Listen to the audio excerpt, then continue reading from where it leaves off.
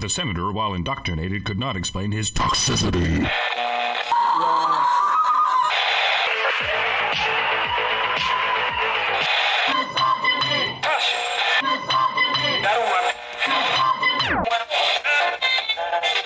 You should not listen to men's rights advocates if you want to know what they have to say.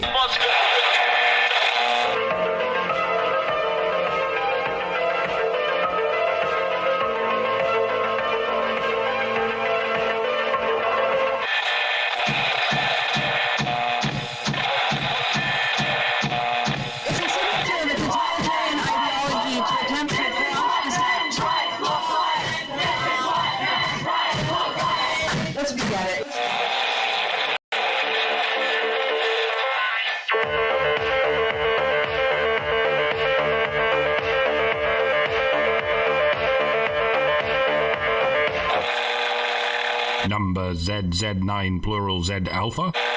Number ZZ9.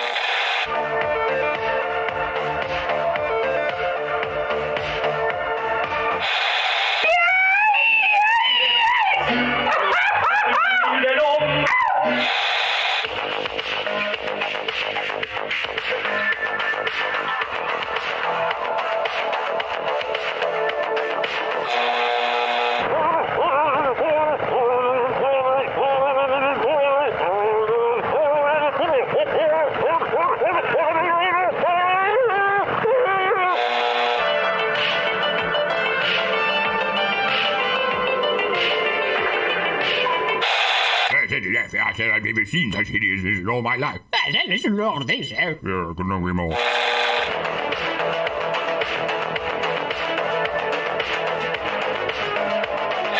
Like a furry torpedo to the jugular. This is Honey Badger Radio. Radio with bite.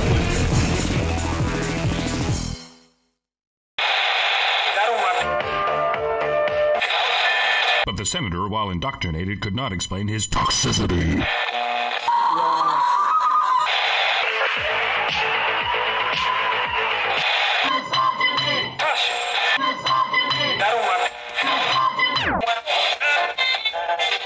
You should not listen to men's rights advocates if you want to know what they have to say.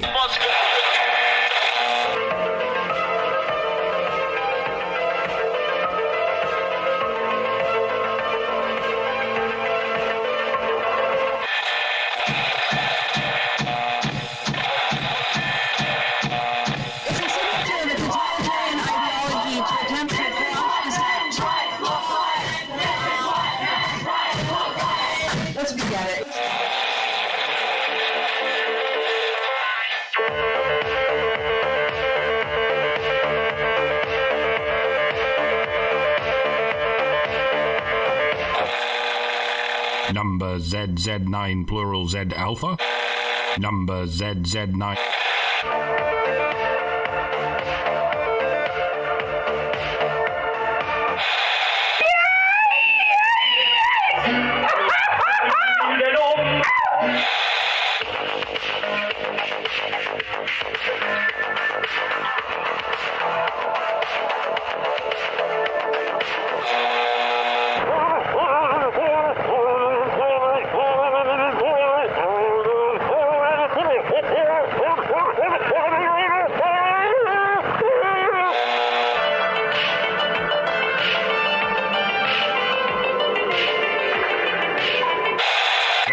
I said I've never seen such hideousness in all my life.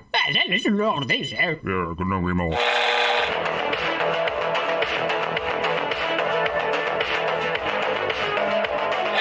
Like a furry torpedo to the jugular. This is Honey Badger Radio. Radio with bite.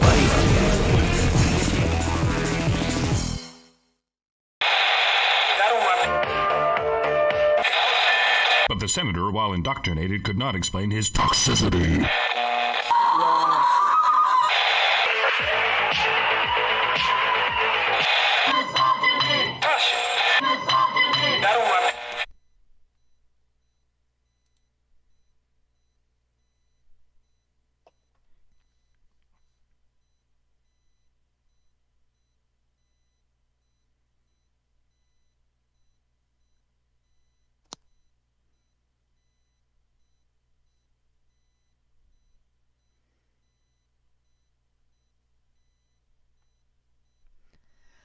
Hello and welcome to HBR Talk 306, Who Invented Gynocentric Culture?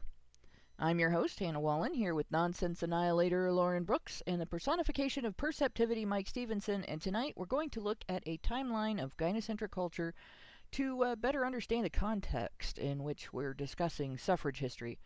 And I don't understand why, but for some reason my mic just dropped in volume before the show and as soon as I hit the buttons to unmute and everything. That's weird. Let me just add my voice onto this and see what the dynamic differentiation is. Hang on. It seems like it's this is weird. Why it's doing this? I'm not. Oh yeah, I am some amount louder than you. Turn yourself up and the desktop audio down. Yeah, that OBS hates me. I swear to God. I did nothing wrong this time, and it's still fucked up. This is not my fault. You won't hear me say that very often because most of the time it is totally my fault. But I don't even know why it changed. Something in the system. Oh, you want to talk now? Shh. It's my application is feminist. That's what it is. It's trying to choke me out. But in any case, before we go into the rest of the topic, we got to do what we got to do. As always, Honey Badger Radio dishes out a smorgasbord of thought-provoking discussions, and as experiences both recent and long past have demonstrated, the provoked thoughts are fighting back. They've made it clear that for people like us, relying on third-party payment platforms like Patreon to fund our work is treading on thin ice, or building our house in the path of a rapidly growing wildfire. In light of this, we strongly encourage our supporters to switch at least their support for us to feedthebadger.com, the most stable way to help us out. And if you want to tip us directly instead of relying on any social media platform's tip jar, the link for that is feedthebadger.com/justthetip. And as always, the same risk applies to our social media platforms, because we keep pissing people off. Which is why you should further provoke the thought police by tracking our thought-provoking discussions on honeybadgerbrigade.com, where you can find your way to all of our content, as well as a link to feedthebadger.com in the drop-down menu at the top of the page. So, we've looked at the early part of how voting rights evolved in Western culture, and we looked at how gynocentrism sort of plays into that, and we've looked at the difference between gynocentrism and gynocentric culture. So now we're going to look at the evolution of gynocentric culture, because in the context of discussing the evolution of voting rights, and remember, voting rights evolved. We talked about medieval voting rights, where it started, and how it started with men keeping the king in check, essentially, when the king decided to make a bunch of really stupid decisions and demand that men pay to facilitate those decisions. And the men said no. And when the king insisted, the men said no with swords, which is much more effective than just saying no.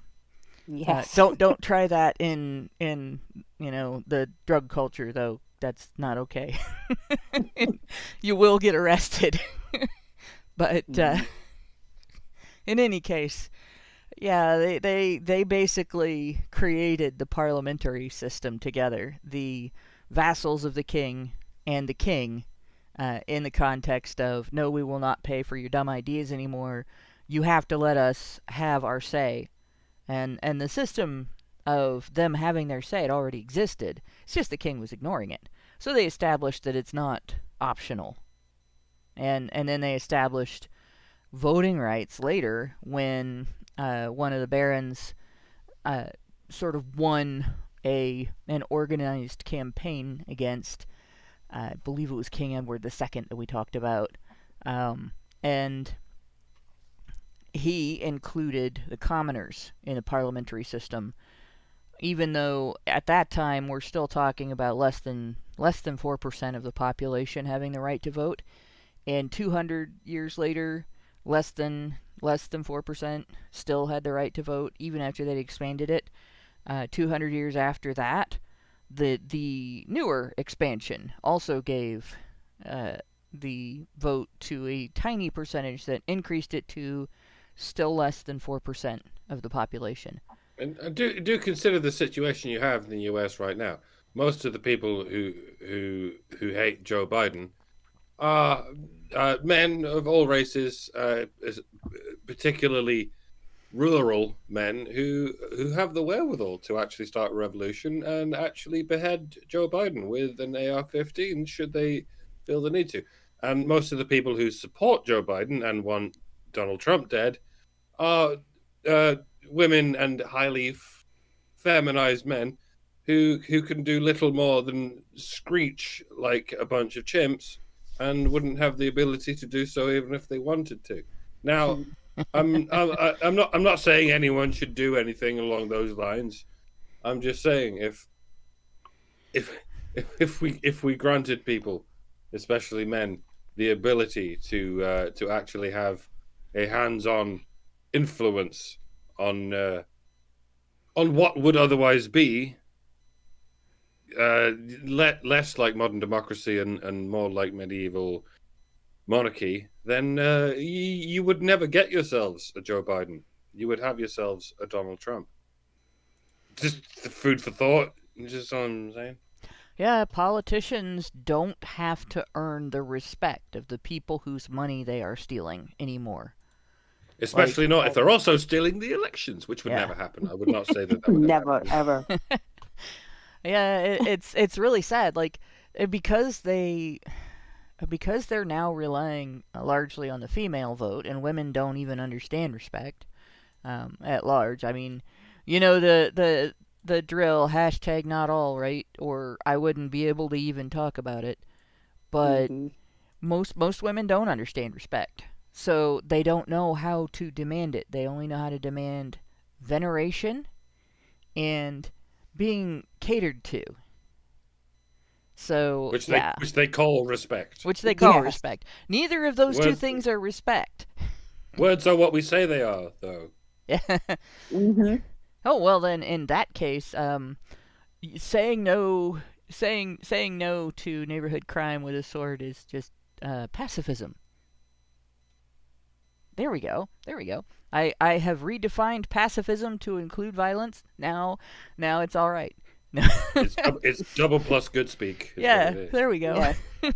I mean, if feminists can do it, obviously we're joking.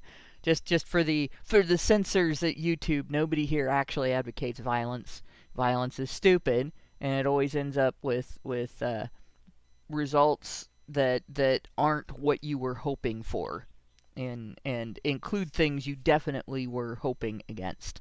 So, speak softly and carry a big stick. Is that what the thing is? Yeah, essentially, being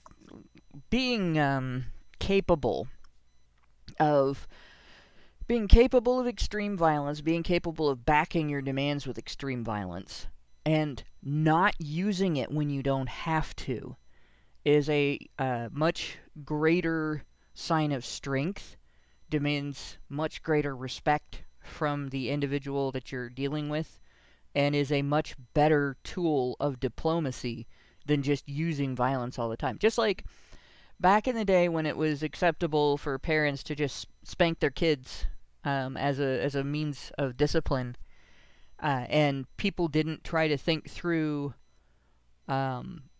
more effective ways of training children to recognize their agency and their accountability. There were some parents for whom, like, that's the most extreme punishment, is a spanking. For, non-abusive parents, that's still the most extreme punishment, and so they would use it rarely. And they didn't threaten it all the time either. Do this or I'm going to spank. It was in the background. You knew it could happen. It was very rarely pulled out as a actual weapon against your behavior. And the other, like, 99.9 repeating percent of the time, you had, hey, this is not okay, don't do it, and that was pretty much all it took. Or you had, oh, you broke the neighbor's window, well, you're going to do chores, I'm going to pay you minimum wage, and then you're going to give that money to the neighbor to pay for his window. That's how most parents were. And you didn't pull out violence as your primary means of teaching your kid. And when parents did do that, when parents did pull out violence as their primary means of discipline, their kids didn't learn what they needed to learn about their personal agency and how it relates to their accountability, and how that relates to their interpersonal relationships, and how their behavior influences their relationships with the people around them. It actually screws them up. And, of course, obviously there were plenty of parents who didn't even make it the ultimate form of punishment. There were things that were worse than being spanked. And so you had kids that learned to deal with conflict by using violence. And, yeah, it's just dumb. It's all overall dumb. It's the same with any form of martial arts, as we call them. Even the ancient ones, even the modern ones, although I guess they're all sort of based on ancient forms of martial arts, not just the Eastern ones that everyone's post-colonially obsessed with. It's the same with European martial arts, which are often called HEMA, I think, which just involve different weapons from the Eastern ones. The whole point is you do not commit violence unless in self-defense, unless you are brought to that point by someone who will give you no other option. And that's the difference between authoritarianism and libertarianism, though I don't wish to give either of them isms. It's the difference between authority and liberty. Those who are centered on liberty will not enact violence unless it is brought upon them. It's the non-aggression principle doesn't mean you will never enact violence. It means you will not enact it until it is brought upon you. The libertarian way is don't tread on me, but wait and see what happens when you tread on me. The authoritarian way is we will tread on you, regardless of what you do. We will tread on you because you are in our way. Yep. And if you retaliate, we will tread on you even harder. In my neighborhood, the principle was basically described as never throw the first punch, but always be ready to throw the last one. Yeah. There you go. And don't start a fight, finish it. Right. And of course, you know, in terms of what we've been discussing, when we talked about the medieval progression of voting rights, one of the first things we talked about was the steps between King John being a dick and a cunt at the same time, and the barons actually giving up on communicating to him, hey, this is absolutely unacceptable. We aren't going to allow this, and we aren't going to fund it, and them finally taking up arms, right? So they didn't just get mad and attack. There were a whole series of attempts at negotiating and communicating and coming to an agreement, and when that didn't work, then they went to the last resort. And, you know, the taxation, which they didn't actually call taxation back then, it was paying tribute, but the demands for bigger and bigger tribute to fund things that were more and more dysfunctional, that was the initial act of aggression in that war. It's because it's essentially theft. Theft is an act of aggression, right? So you had that going on. You had men establishing the people having a say in their government through defending that right, using their risk. And I don't like to usually self-reference, but I've written about this and done video on this in response to a pop culture song that I absolutely hate. And I explained, violence is labor.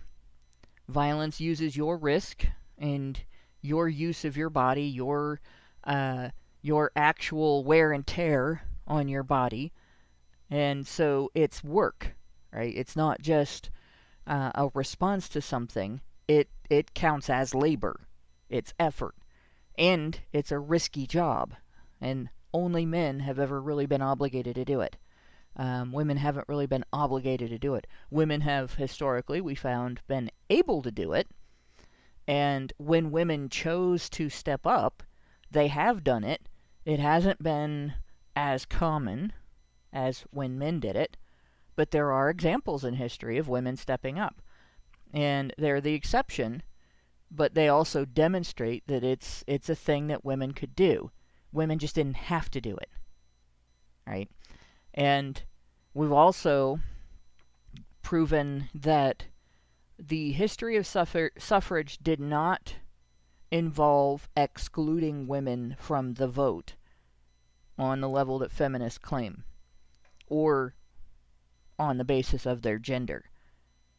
Right? Women could vote. They had to meet the same standards, except military service, that men had to meet. So they actually had it easier, and most women still didn't meet the standards and qualify. We even went back and showed that women worked historically. So it's not that they couldn't meet those standards. It's that in their lives, their work-life balance, right, their obligation balance, as opposed to those that of men, they didn't have to. They didn't have to meet the same standards men met. They had their own standards. And they weren't kept from meeting the standards that men met. They just got all of the benefits of their culture and being a woman in their culture without having to uphold the obligations that a man would have to uphold and meet. So we have that as the history of our discussion. In that context, let's look at the timeline of gynocentric culture. And we did differentiate also last week, and we talked about how gynocentric culture is where the culture itself is geared around a dominant focus on women's interests as opposed to men's interests, not just in terms of somebody having an attitude, a gynocentric attitude, but in terms of the laws, the way the laws are designed, and the social expectations of the sexes being different and so on, being geared around protecting women at men's expense, behaviors being acceptable when women do them but not when men do them, and so on. So we are at the start of this article. I think we read this paragraph last week, but I am going to read it again. But before we get into that, I am going to go ahead and read Albert Nader Retro's super chat because I'm really happy about it. So Albert Nader Retro gave us $2 Canadian and said Weinstein's New York verdict overturned. Yeah, New trial pending. I heard. Yeah. And it actually, I've seen the story, and it is, the prediction that I made is coming true. So I'm happy about it twice. I'm happy that his due process rights are being respected. This doesn't mean that he can't be still found guilty, or that he is, suddenly a great guy. It doesn't mean that he will be found guilty later using a different pathway either, or that he is a terrible guy. It just means that you can't determine someone's guilt and the resulting punishment by allowing testimony in regard to allegations that he is not allowed to address in his case. And what happened in that case was the judge allowed women to come in and just make allegation after allegation regarding his behavior toward them, that claiming that he did things to them that have not been criminally tried. So there's no conviction on any of those. They could not actually criminally try most of those because most of those were either from out of state or past the statute of limitations, or there were other issues with those cases. So they allowed this to be introduced as evidence where somebody testified that he did commit a crime against them. And then he wasn't allowed to contradict that testimony because it wasn't the crime that he was being tried for. So they were used, those allegations were used to establish a pattern of behavior. And essentially that means that he was denied the right to confront his accusers and to present evidence against the allegations, right? To present evidence against the claim that there was a pattern of behavior. I have my thoughts about this. Like, there are people that are like, well, he's a creep, but he didn't deserve to have his due process rights taken away. I have a different definition of creep. Right? He wasn't refusing to take no for an answer. Right? I don't condone the casting couch, but I don't pretend that the casting couch was a one-way thing. Yeah. And I don't condone the concept of essentially attaching any kind of promotion or treatment at work to sexual favors. But I also don't pretend that there weren't women exploiting this. So this goes both ways, and it's wrong to impose accountability only on the involved man. And it's doubly wrong to do that in a context where we know that the kind of obsessive, like, hypersexuality that it looks like he experienced is often a result of childhood abuse. So all the demonization is basically, look at this horrible person who might have been victimized as a child. How dare he respond to being victimized in a dysfunctional manner? That's bullshit. None of this is to say that Harvey Weinstein's perfectly innocent. That would be a naive thing to assume. Obviously, there was something exploitative about him, just like there's something highly exploitative about Hollywood, what we call Hollywood as an industry. But it's largely exploiters exploiting other exploiters. Yeah. which only goes to show you what overall almost mutually exploitative industry it is. The point is precedent.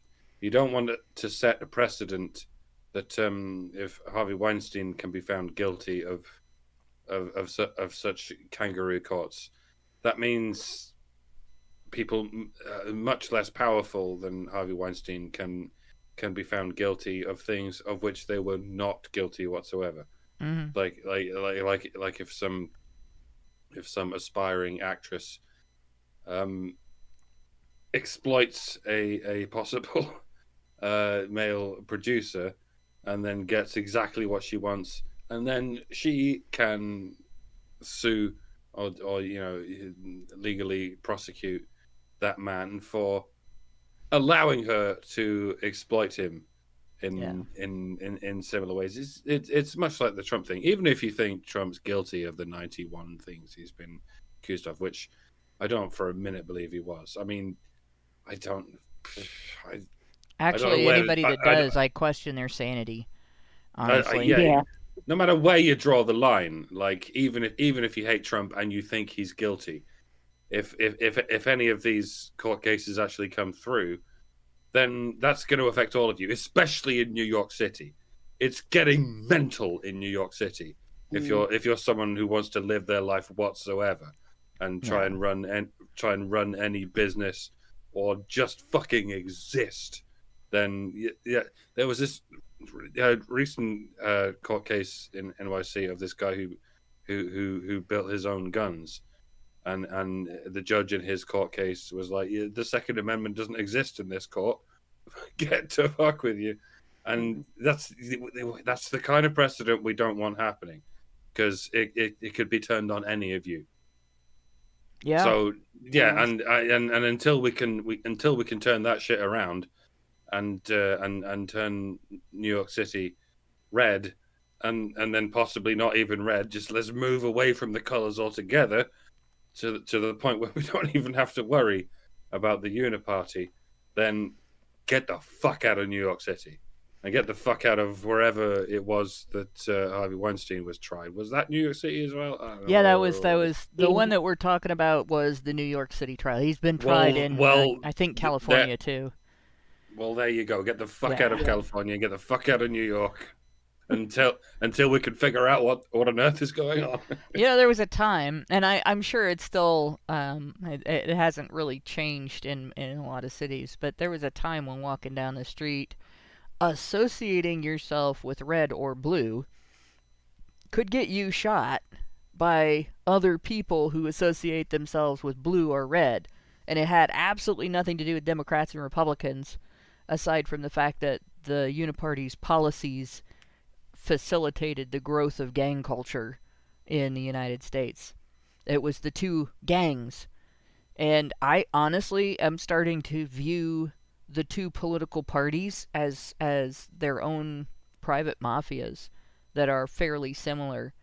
And this, you can see, you had the involvement of mafia manipulation and gang manipulation in areas of business during the 20th century.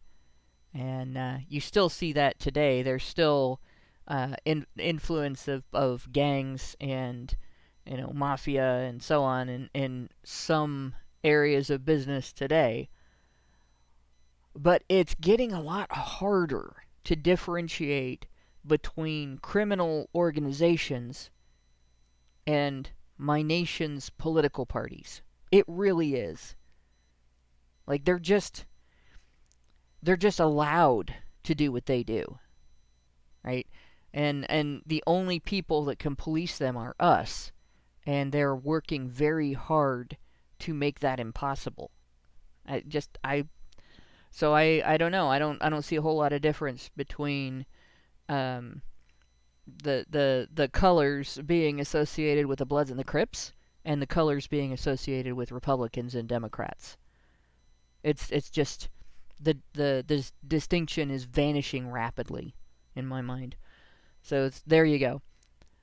We do have an old super chat from last week that came through right after I hit the button to close out the show. Last week, Richard Bier gave us $5 and said, "Have you heard about the school in Utah where a portion of the students are expressing themselves as Therians/furries and are acting badly but are having special protection from the school staff? There is a video from a student walkout protest where there is a claim that litter boxes are placed in restrooms." What? I am surprised that the LDS Church, Latter-day Saints Church, hasn't talked to the parents of these children.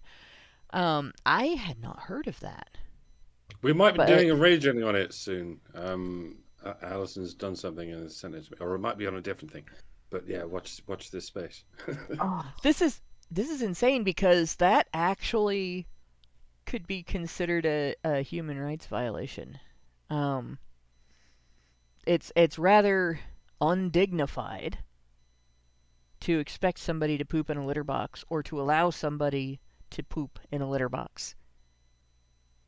And these kids are essentially being taught by their sex education teachers, who should be teaching them how their bodies work and how that affects their reproductive choices and how those choices might affect their lives. Instead, they're teaching them to poop in a litter box.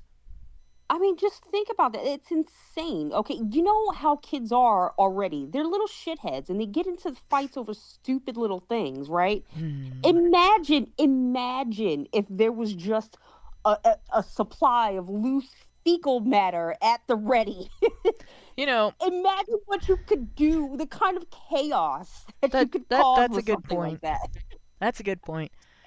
Kids in school will use everything around them to get into fights. My friend that's a school teacher actually had to take a ruler away from another student in in a class where that ruler was used. It was an art class, not a math class, but you use a ruler for a straight edge to draw lines, because she had a metal ruler, and the kid had attacked another kid and just slashed the hell out of that kid Oh my like with a God. knife, because those metal rulers, even though the edges aren't knife sharp, the corners of the flat edge are. And Yeah. so it's not actually that hard to cut somebody with one of them. You have to be careful handling them sometimes because of that, because you can poke yourself and stuff.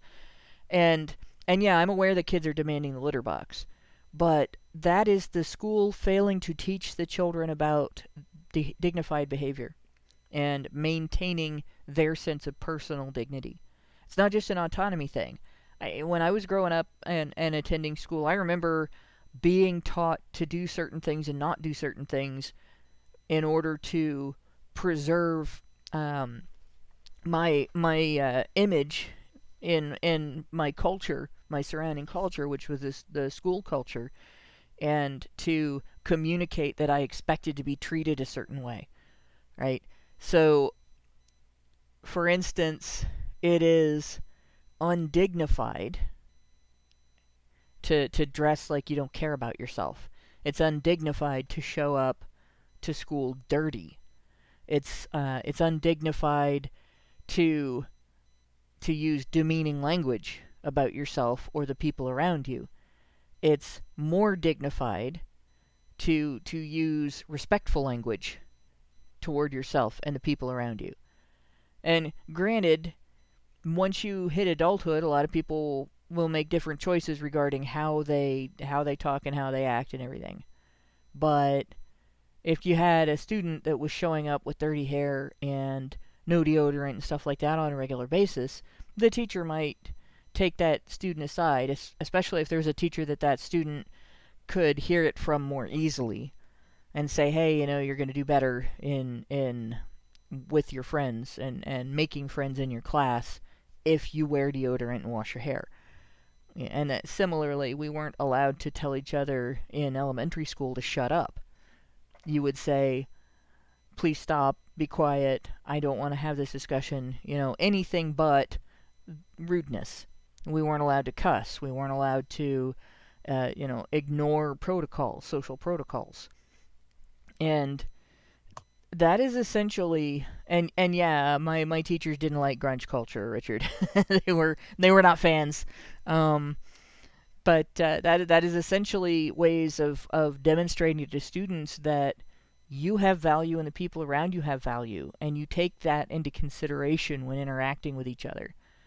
So, Yeah, one of the most arguable arguments against homeschooling is that children need to learn how to react with other children, because it teaches them to learn how to react with other adults once they become adults. If all you've ever known is growing up with your parents who love you, usually, almost always, they love you. Spending your entire life with adults who love you and want nothing more than to protect you is not going to prepare you for the big bad world of people who don't give a shit about you. And so it sort of makes sense to introduce children to that big bad world.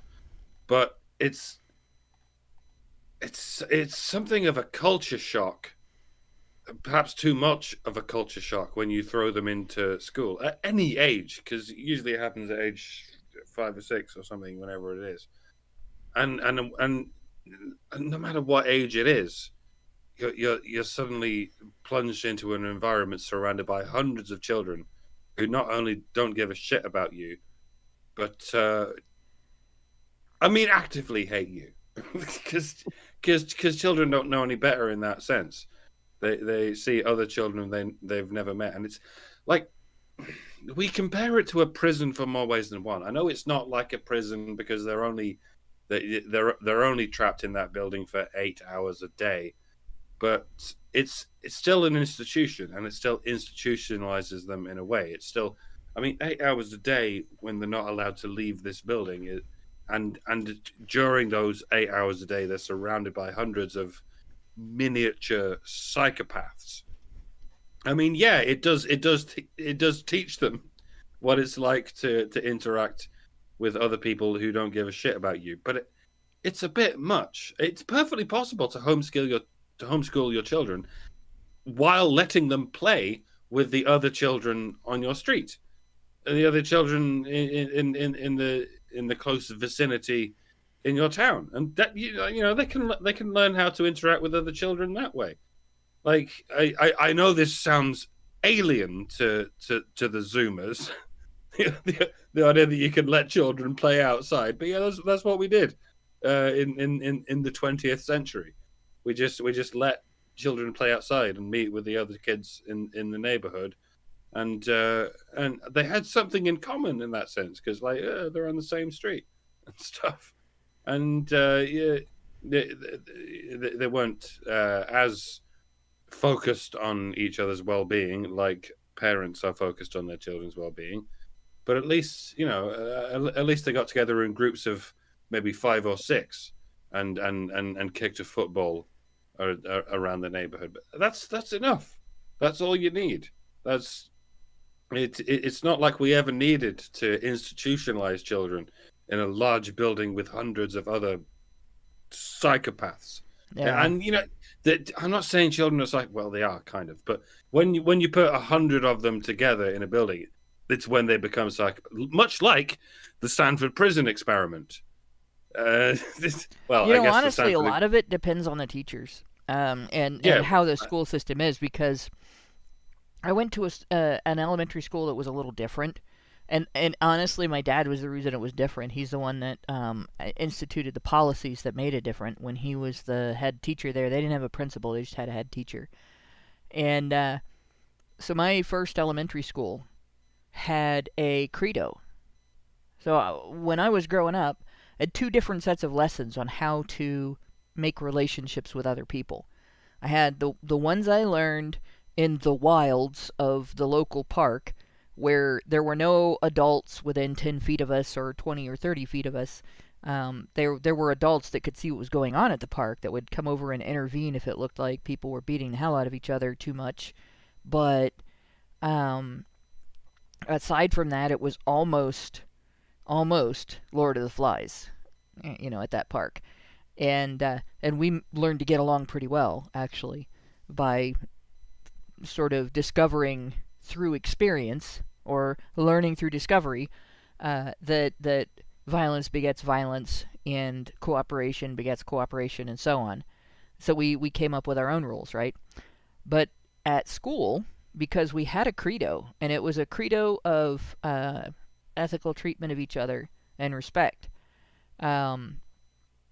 we kind of learned that having a loose set of rules that could act as a guide for decision making in relationships with each other, and how we played together, and how we organized our games and our friendships and everything, helped to work as a shortcut to determining those decisions. Like, how do we respect each other's rights? We didn't necessarily have that discussion, but it was something that was imprinted on us by the credo. And the credo wasn't anything complicated. It was essentially the original meaning of chivalry without the horses.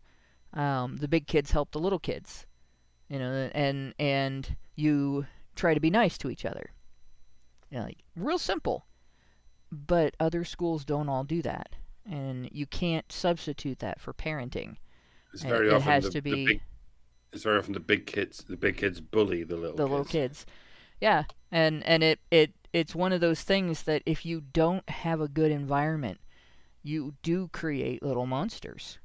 And if you do have a good environment, you create great experiences. And the kids that came out of that school, ended up as the valedictorian almost every year. The valedictorian came from that elementary school until that school was closed. And then the valedictorian came from the little Catholic school every year after that, just about. So, but in any case, that kind of addresses like that last super chat. And we have one more, or not super chat, but super chow, the one that I missed. We have one more that I'll read before before we start, just because. Oh yeah, the article. I forgot about the article. Yes, Yeah. because I'm gonna get this over with. Otherwise, I'll be anticipating it throughout the entire show. Richard Bier gave us $5, and I'm gonna make this sound the same way that we did when I was in camp as a kid. He gave us $5, and he said, "I'm Henry the Eighth, I am. Henry the Eighth, I am. I got married to the widow next door. She's been married 7 times before, and everyone was an Henry. Never had a Willie or a Sam. I'm her 8th old man, I'm Henry. Henry the 8th, I am."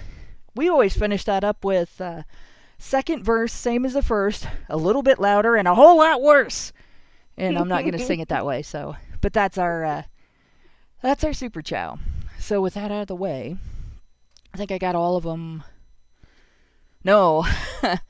He also, Albert Nader Retro gave us $2 and said, "No doubt he," meaning Harvey Weinstein, "is a creep. It's a matter of degrees." So, alright, I gotta hit that one too. If a woman behaved exactly the way that Harvey Weinstein behaved, instead of being labeled a creep and charged, she would be labeled a nymphomaniac and viewed as vulnerable and a victim of her own choices. Just that alone should tell you my opinions on this. I'm like, I don't condone the behavior, but I see it as an outcropping of a mental health condition that needs to be treated. And demonizing people with that kind of problem doesn't fix the problem. Demonstrating that our society is prepared to protect people from the fallout of having that kind of mental health condition, and not just the people that are affected by the individual with the health condition, but the person, him or herself, from having the opportunity to engage in behaviors, and then also from, just being left untreated. Like that's not a bad thing. But treating it as a reason to demonize and dehumanize and lock someone away and eliminate, or unwrite their history. Like, he has a whole professional history. That's bullshit. That's not a good way to handle that. And we sure shouldn't be handling it different between the sexes. It should be, if we're going to recognize the vulnerability aspect of it in women, then we should be able to do that when it comes to men. And if we're going to recognize the culpability and accountability aspect of it when it comes to men with such mental illness, then we should also be able to do that with women. Right? There has to be a balance, and there also has to be a genderless approach to this. Because it can't be okay when women do it, but creepy when men do it. Right. And it can't be that mental illness allows for a more nuanced approach to a person's behavior whenever that behavior isn't sexual, but not when it is. Just that's all I've got to say about it. Albert Nader Retro gave us another $2 and said, "She'd be a creep to me. Look at my stuff. No bias." Yeah, I recognize that, but it's creeps creeping on creeps. It's a whirlpool. It's a pit of quicksand. Like, yeah, it sucks, but the moral of the story is stay the fuck away from it. yeah. And when somebody has has the kind of boundary issues that result from being traumatized or raised badly or things like that, the solution has to include addressing the lessons that they learned from that were wrong, so that they have an opportunity to not just be that way for the rest of their lives. And so that we have an opportunity, like somebody who's capable of doing things in society that we want, that we don't lose them as a resource because we can't, it's just too distasteful for us to try to help them reform. But in any case, so that hits all the hits all the super discussions that need to take place before the article. The article is the timeline of gynocentric culture. This is an old article again. This was written in 2013, but it's very important. And this is stuff that, when we get back to the timeline, you'll see how this applies.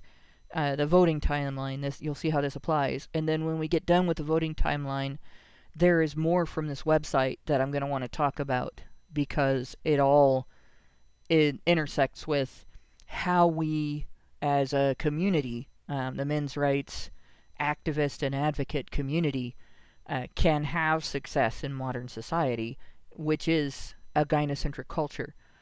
So we'll dig into this one today, and this is me telling you that in the future that there will be more from this website that we're going to discuss, and probably some other important men's rights websites that we haven't really spent a lot of time looking at because we've been too busy reading feminist news and objecting to it. So the following timeline details the birth of gynocentric culture along with significant historical events that ensured its survival. Prior to 1200 AD, broad-spread gynocentric culture simply did not exist, despite evidence of isolated gynocentric acts and events. It was only in the Middle Ages that gynocentrism developed cultural complexity and became a ubiquitous and enduring cultural norm. And of course, did not exist links to gynocentrism or gynocentric culture, which we did discuss last week. And you think about 1200 AD is just a generation prior to the advent of a parliamentary system in the UK. Wow. Yeah. So in 1102 AD, gynocentrism trope is first introduced. Right. So we have William IX, the Duke of Aquitaine, the most powerful feudal lord of France, wrote the first troubadour poems and is widely considered the first troubadour. And this he links to Wikipedia. And sometimes it's easier, but like I've found other spots where that's discussed as well. And interestingly, Wikipedia's references on this are not bad. So apparently feminists didn't object to this information. Parting with the tradition of fighting wars strictly on behalf of man, king, god, and country, William is said to have had the image of his mistress painted on his shield, whom he called Middens, or my lord, saying that it was his will to bear her in battle as she had borne him in bed. And I'll point out, last week's discussion on chivalry is relevant here too, because when we talked about it last week, I pointed out the concept of chivalry was created as a means of giving knights a loose guide for their behavior toward other people, because they had strengths, capabilities, power that other people didn't have. They had the most powerful form of transportation, the most powerful weapons, the most powerful armor, and it wasn't available to the overwhelming majority of the public. Most people couldn't afford to just have a sword. On the subject of transportation, consider that to this day, ships are generally called she. Large transportation vessels are generally referred to as she, and countries are referred to as she. Now, I know there's a lot of things that are referred to as he, sort of by default. And I'm obviously not talking about countries that still have languages that gender all of their nouns, where random objects are randomly given female pronouns or male pronouns. We don't have that in English, and we haven't had it for a jolly long time. But when you look at how things are differentiated, the biggest things we have, like ships, which are like self-contained countries because they sail on the open ocean, and the open ocean to this day is called international waters. Hence, such things are called female, and countries are called female. We refer to Britain as she. Americans will refer to America as she, and indeed, Ben Shapiro will refer to Israel as she. I mean, that sort of makes sense because Jewish lineage is tracked along the female lineage, which is otherwise unique to the Jewish thing. But let's not get into that. When we speak of how things become male centric in any such ways, you have to look at how we point to things using these pronouns, as important or unimportant as you may think these things are. But you may wonder if this all dates back to the date that Peter Wright is talking to. It's around the middle point between the inception of Christianity and the modern point we find ourselves now in Christianity. That we started referring to the most significant nouns that people could think of at the time as female, even though this is all driven by an ostensibly male god and ostensibly male Messiah. But as you may be able to track from, well, certainly Catholicism is, if anything, a religion that worships the Virgin Mary, as much as the Messiah is male and the God is ostensibly male. Catholics seem to worship the Virgin Mary more than they worship Jesus, and even though she's not part of the Holy Trinity, although one has to wonder what the Holy Spirit is. She's supposed to be considered an intermediary between humanity and Jesus by virtue of having been his earthly mother, but people forget that and treat her like a deity instead of a saint. Yes, and I'm not having to go at Christianity. I guess I am, as much as I would have to go at any other religion or any other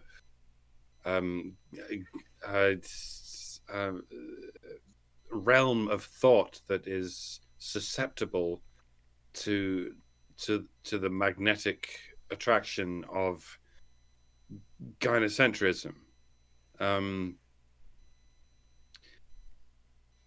It's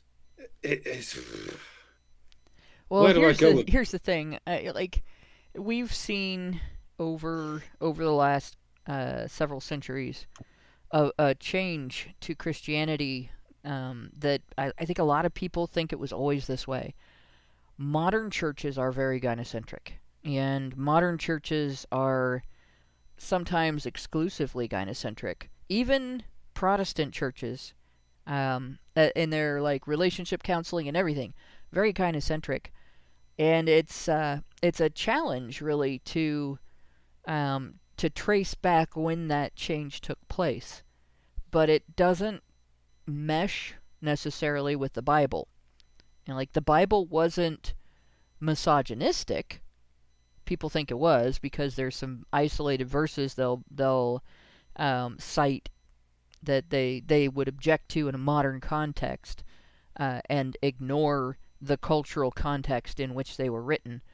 But really, men and women were treated as partners in culture and partners in family and so on. Men and women were equally culpable for their actions. Men and women were equally obligated to to make the same deal with God. It wasn't that men are guilty of original sin and women aren't. And the Bible goes back and traces the original sin even to the fact that Eve didn't have to listen to the snake, and Adam didn't have to listen to Eve. So they're both to blame for that behavior, and they let each other down, and they let God down, and they let their future descendants down. Right? So that's not gynocentric or misogynistic, and the Bible has verses in it explaining things like, if you're going to get married, you shouldn't be equally yoked or unequally yoked, meaning not just that you shouldn't marry someone of an alternative set of beliefs, which is what it's used for a lot now, but also you shouldn't treat your marriage like your partner is more or less responsible for your partnership, your household, your welfare, their welfare, and so on, because that is also unequally yoked. So the accountability gap, which is a marriage wrecker, kind of goes against biblical advice. And yet, in modern churches, we hear a lot of romantic chivalry endorsing gynocentrism from like conservative, traditionalist, very self-proclaimed godly men and self-proclaimed godly women. And it's, in my opinion, it's really an abandonment of the principles laid out in the instruction manual for the faith that they're trying to practice. I don't know how the church is ever going to walk away from that or come back from that without confronting the fact that it's wrong. And that's going to be difficult. The clergy is in on it, so I don't know, it's kind of hard. But, oh gosh, at some point we're going to have to do a lore discussion. Stinky Bun Bun says, Mike, I was wondering if you chose to have the panda in a trench coat avatar. So we definitely need to go back and talk about the Honey Badgers cartoons and how we got together. He's dressed like an Undertaker. I was a big fan of the WWF wrestler, the Undertaker, and I just think there's something cool about an Undertaker's outfit. It's somewhat sort of neutral in a way, but also a harbinger of death in a way, and that's what I like about it. That was my favorite wrestler back in the day. I even learned how to do the Undertaker sit-up. I couldn't do it now to save my life, but oh, jeez, Pete. You just sit up. What? Well, no. If you ever do sit-ups, you'll notice that you have your knees bent. Maybe you have your feet attached underneath something. You have to have serious core strength to be able to be laying flat on your back with your arms flat on the ground next to you, and then go from that position into sitting straight up. And guys didn't have as much trouble doing that, but the other gals that I knew, none of them could do it. I was the only one. Your abs are the only, like, you have to have your abs working well, you have to have your upper body weight less than the weight of your legs, or you have to be able to counterbalance without having your legs come up off the ground. It's not as easy as he makes it look. But in any case, yeah. And yeah, Packard, I think the Catholic Church is never going to care about the fact that they're too gynocentrism, or too gynocentrism oriented. I do agree with that. I'm not a big fan of the way that works. And any religion that doesn't have some kind of clause about men's rights is going to gravitate towards women's rights and nothing else. yeah, even when it does, like, the same goes for this this phenomenon we call atheism, which we really don't need to call atheism. We really never needed to call it anything. This was the problem is identity politics, as I'm going to explain in a very long rant video I'm going to do soon. That the problem was never religion. The problem was always identity politics, and that goes for atheism as well. You don't need to call yourself anything. And this was just as much a problem for atheism, more so, actually. And anything that panders to identity politics, rather than what actually needs to be done, what actually needs to be focused on for the sake of humanity, for the sake of women and men, is just going to gravitate towards what we call optics. What we call is the best way to emotionally get through to the masses. And the problem with the masses is, I mean, the bigger the mass you're dealing with, the more they care about emotions than rationality. And I know the people we call atheists like to think that they gravitate towards rationality than emotion, but as long as they're looking to identities, they don't. Identity politics is tied in with irrational emotions, because there's nothing rational about identities. It's just a shorthand, a rhetorical shorthand that lets people step over all of the necessary rational considerations that should be thought of, so they can just go, well, I'm this, I'm a this, and you're a this, so we have nothing in common. Whereas all along we have a lot of things in common. People who believe a given book is real and people who don't believe a given book is real. We like to pretend that we have nothing in common because we have different beliefs regarding different books, but we do. Like the people who call themselves atheists and the people who call themselves Christians have a great deal in common, and it's far more transcendent than the things we believe the books tell us. And it's shared beliefs, shared values, when it comes to the nature of humans and the nature of human life, and what is necessary to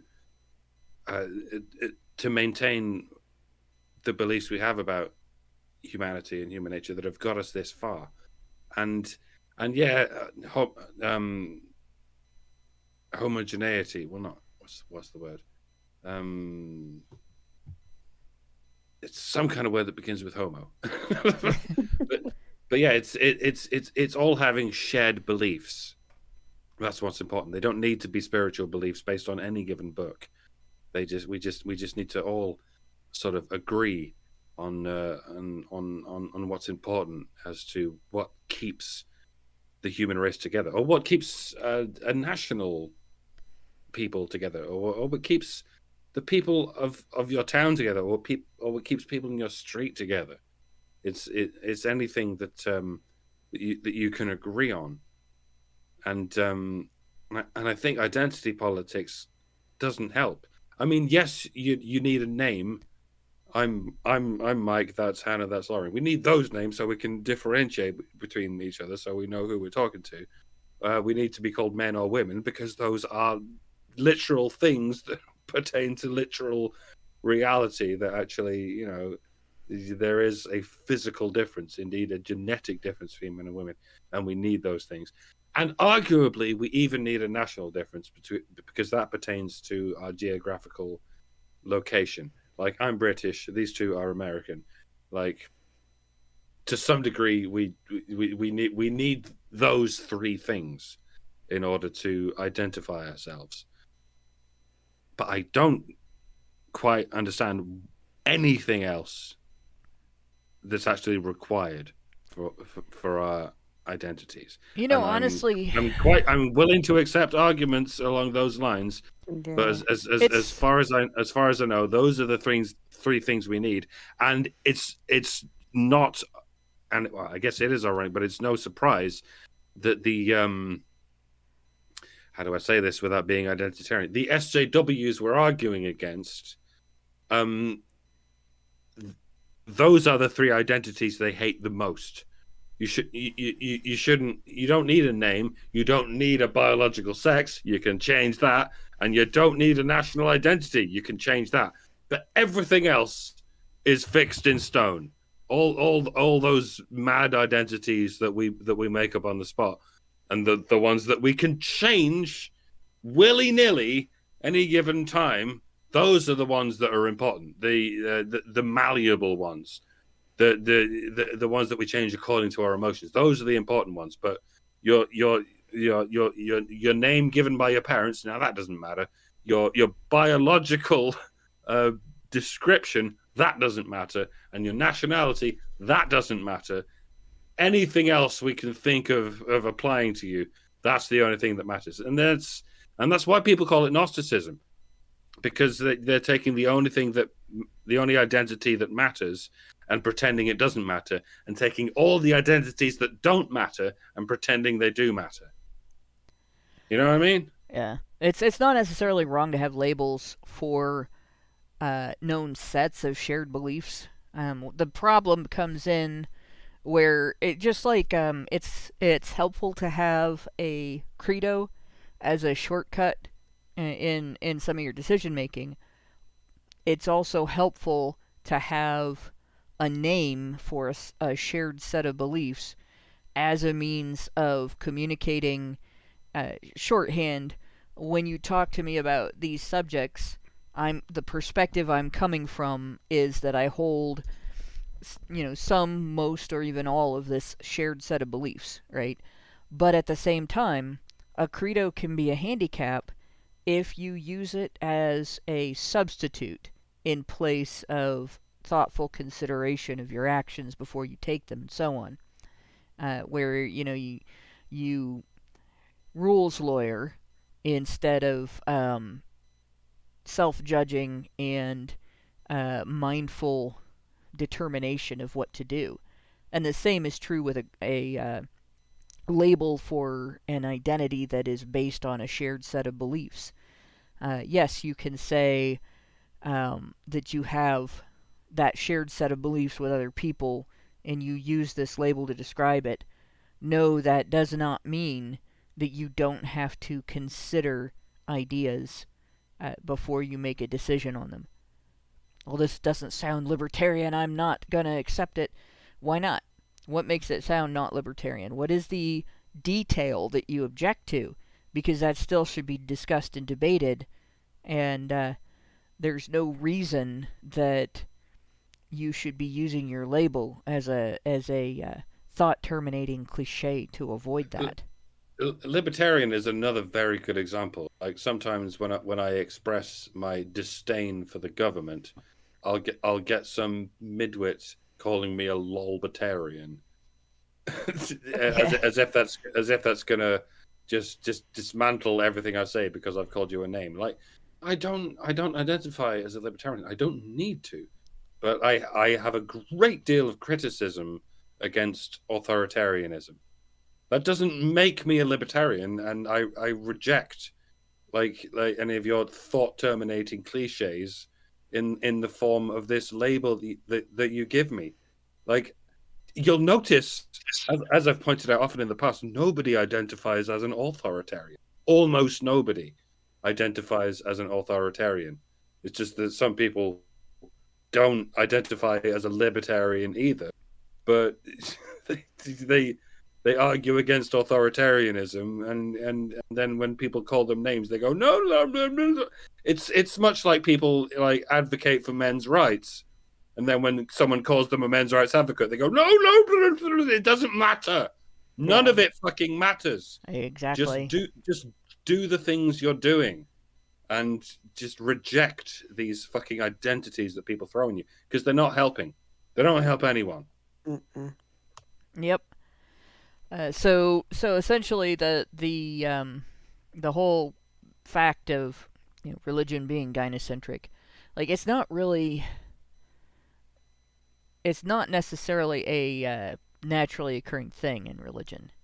I think it's the influence of gynocentric culture on religion. Because if you look at the history of Christianity and the way that it spread, it didn't spread through gynocentric means.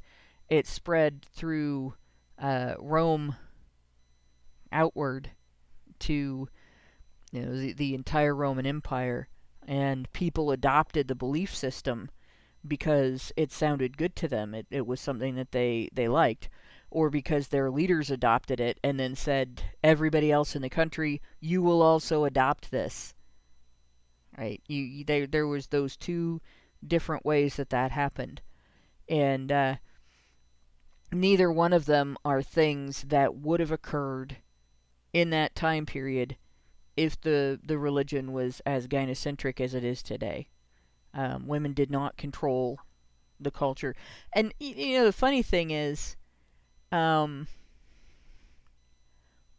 feminists will claim that we lived in a woman-oppressing patriarchy during that time. That was not true either.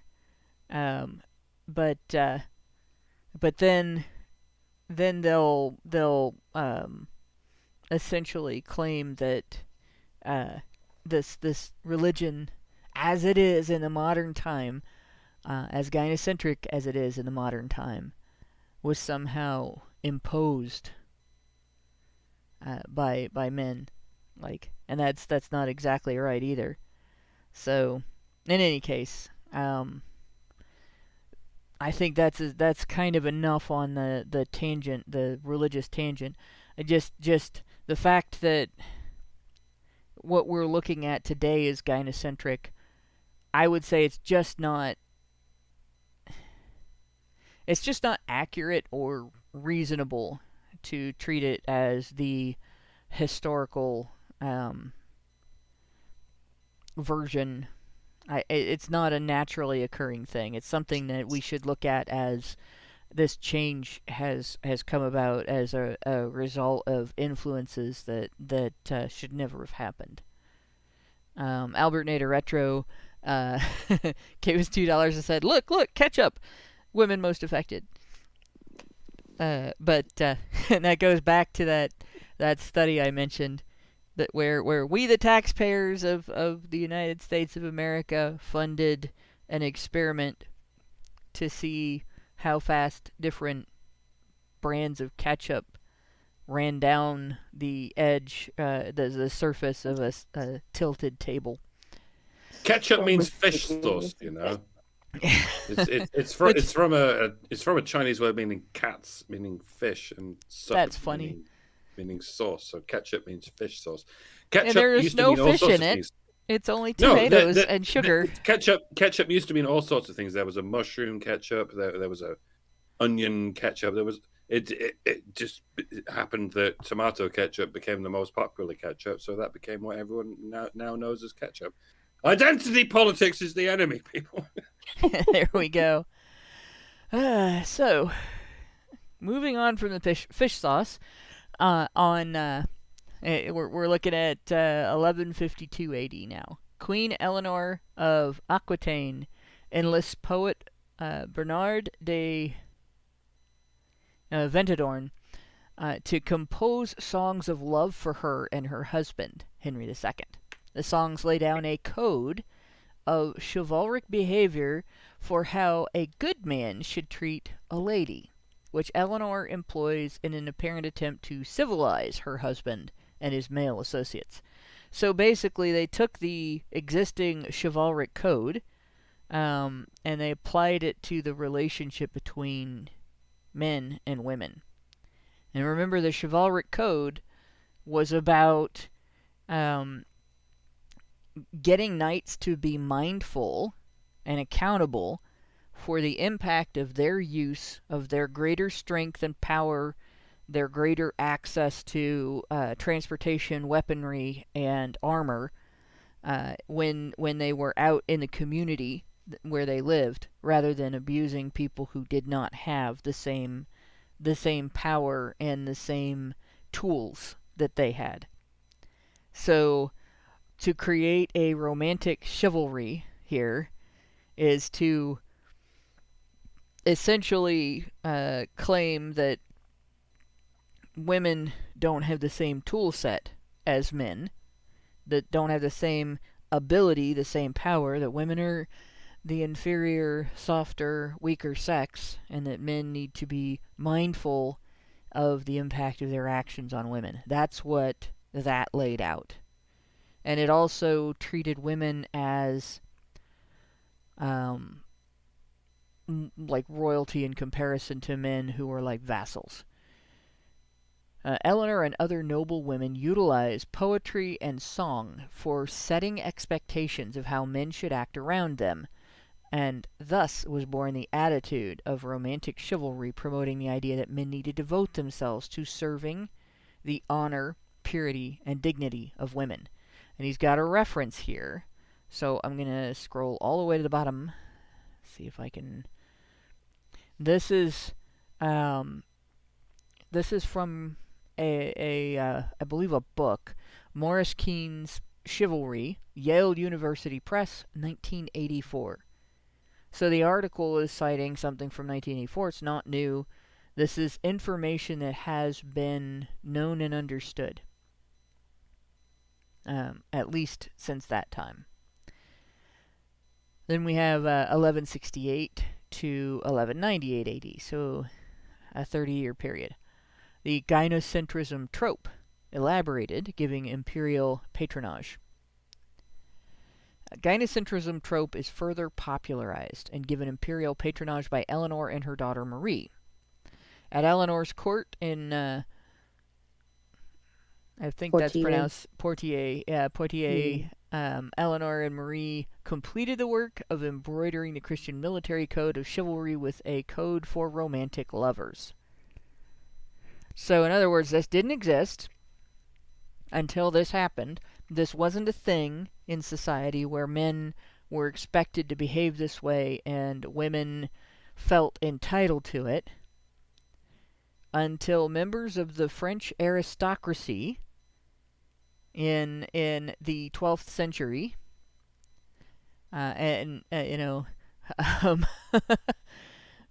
behaved this way and demanded it.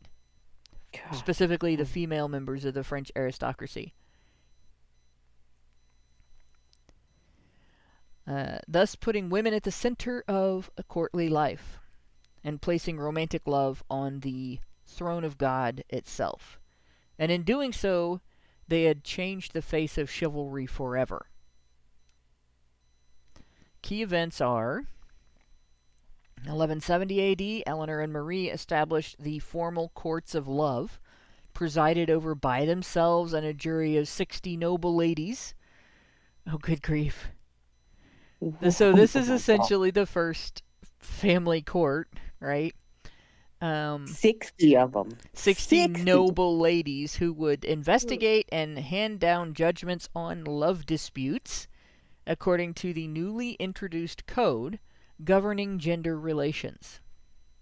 So this would be what? Proto-feminism, right?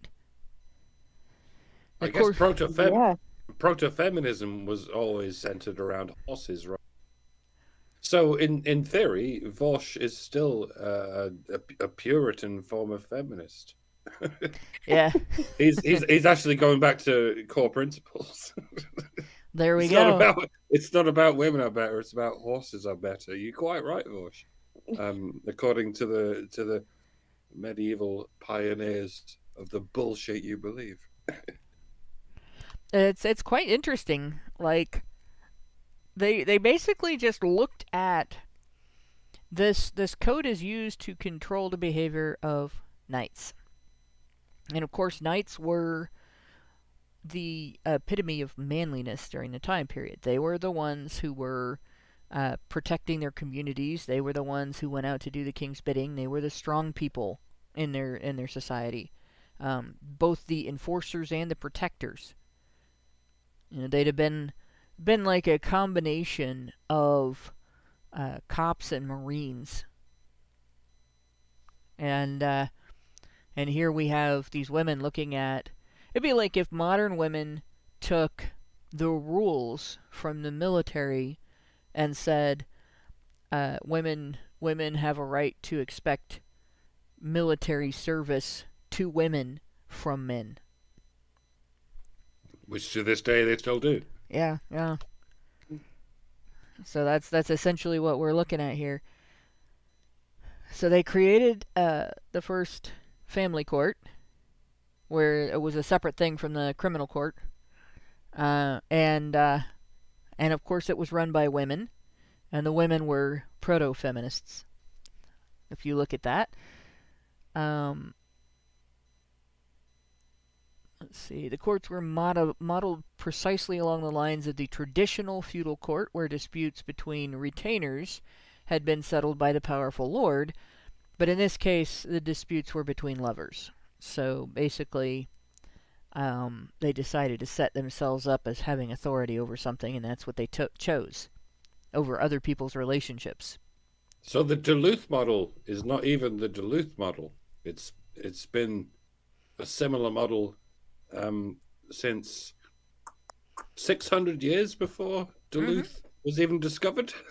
Oh, well, at least before it was part of the United States of America, because the state that it's in wasn't a state, and America wasn't a nation. The U.S. wasn't a nation. The Native American Indians that lived there at the time probably had no concept of chivalry.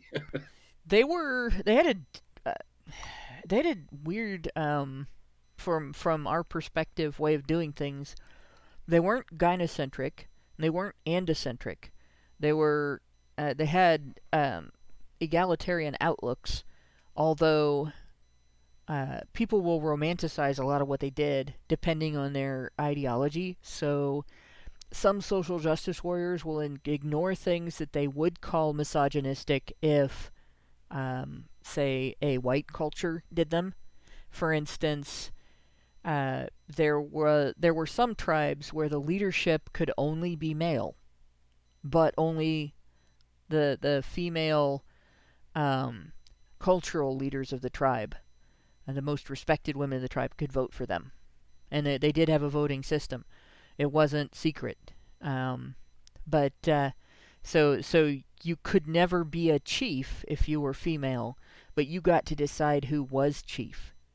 And so they considered that a balance of power between men and women. And if a white culture came along and said, well, no women can serve in political positions of authority, it wouldn't matter if only women were allowed to vote people into those positions. If women couldn't hold those positions, feminists would still call it a misogynistic culture. And it's still problematic that men didn't have representation and that they didn't get to vote. The idea that native tribalistic people didn't understand ownership is nonsensical. It's a woozle.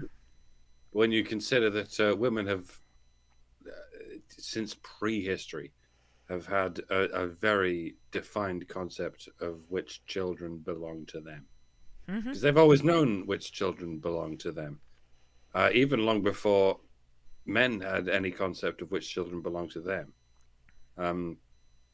I covered this when Terence McKenna talked about it. His whole idea was humanity began spiraling into the worst possible excesses when men discovered that that children belong to them, because they put two and two together and realized that the sexual act led to the childbirthing act, and they realized, oh, the fact that this woman is giving birth to a child 9 months after I had sex with her means that this is my child. And it's not just Terence McKenna, it's all kinds of people who were like, yeah, when men realized that they could own children in the same way women own children, this caused the downfall of humanity. Jeez.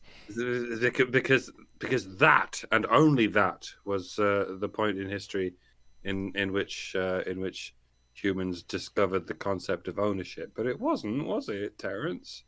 Women have known for a bloody long time which children they owned, and yes, they very much did consider it owning.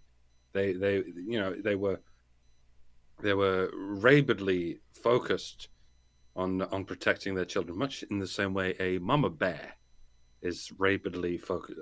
Rabidly is a rhetorical term, but yeah, when in all kinds of mammal species, moving towards the case selected area of these things, they've always understood the concept of ownership, and it is over their children because they know exactly which children popped out of their vaginas at exactly the inflection point. The discussion about the concept is kind of dishonest. The concept may not have been put into words per se, and it may not have had a set of rules laid out that were written down, but every people throughout human history have had the concept of ownership.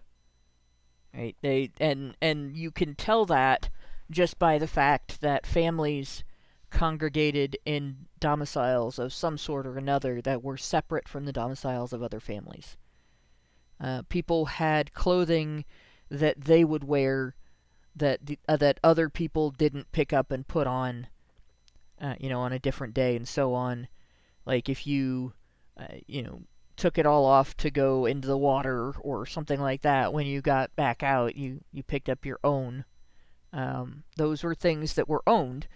It doesn't matter whether it's Jonathan's boots or Thad's boots. It's still ownership. It's just that the more technology and the more industry and the more organized a society develops into over time, the more rules get applied to the concept of ownership, and the more importance gets placed on the concept of ownership, especially if there is a density to the population. It's easy for people to say they don't have a concept of ownership when there's a large open land with very few people living in close proximity to each other on it. But at the same time, those same people will have a concept of territory, and they may not describe it, but if another tribe invades their territory and starts reducing the availability of prey for hunters to bring back and feed their communities, you can bet the concept of ownership will lead to a concept of war. And Every there's single time. There's an important distinction between ownership and stewardship. Yep. People like to talk about these ancient tribalistic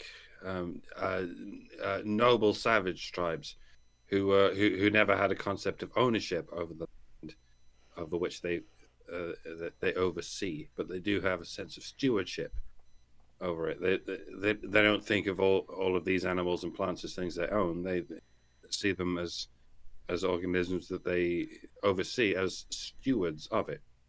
And that's also reflected in what I was saying just now about the idea of babies. That women have always had this sense of ownership over their babies, because they've always known which babies are theirs, and so they have this concept of, well, this came out of me, so it's clearly mine. It's clearly I own it, and it's only in the last few, at the least tens of thousands of years, and at the most hundreds of thousands of years, that men have realized, not that they own these babies, but that they have stewardship over them, that they were instrumental in the creation of those babies. Therefore, they have stewardship over them, but not necessarily ownership. Because they could put two and two together, and say, I guess I don't own it because it didn't come out of me, but I've like I said, I've put two and two together as to my contribution to the creation of this baby. So I don't own it, but I do have stewardship over it. So I need to protect it. It's my job to provide for it and protect it, which makes it all the more ironic that this communist movement of women who say that no one owns anything. Yeah. That no one can claim ownership over anything except me. Being a woman, I do have ownership over my baby, and I have ownership over everything, but men don't. And men are still sat here going, I do have to claim stewardship because I do realize my responsibility, drink, for what I do to this world, but I don't necessarily own it. But I do have stewardship over it. I need to prepare it for this world. And yeah, it's well, a good illustration of ownership versus stewardship. I like the biblical story of King Solomon and the two women and their babies, where there were two women that lived together, and the practice back then was the baby would sleep with the mother in the mother's bed, so that she could wake up in the night and nurse if she had to, and then go back to sleep.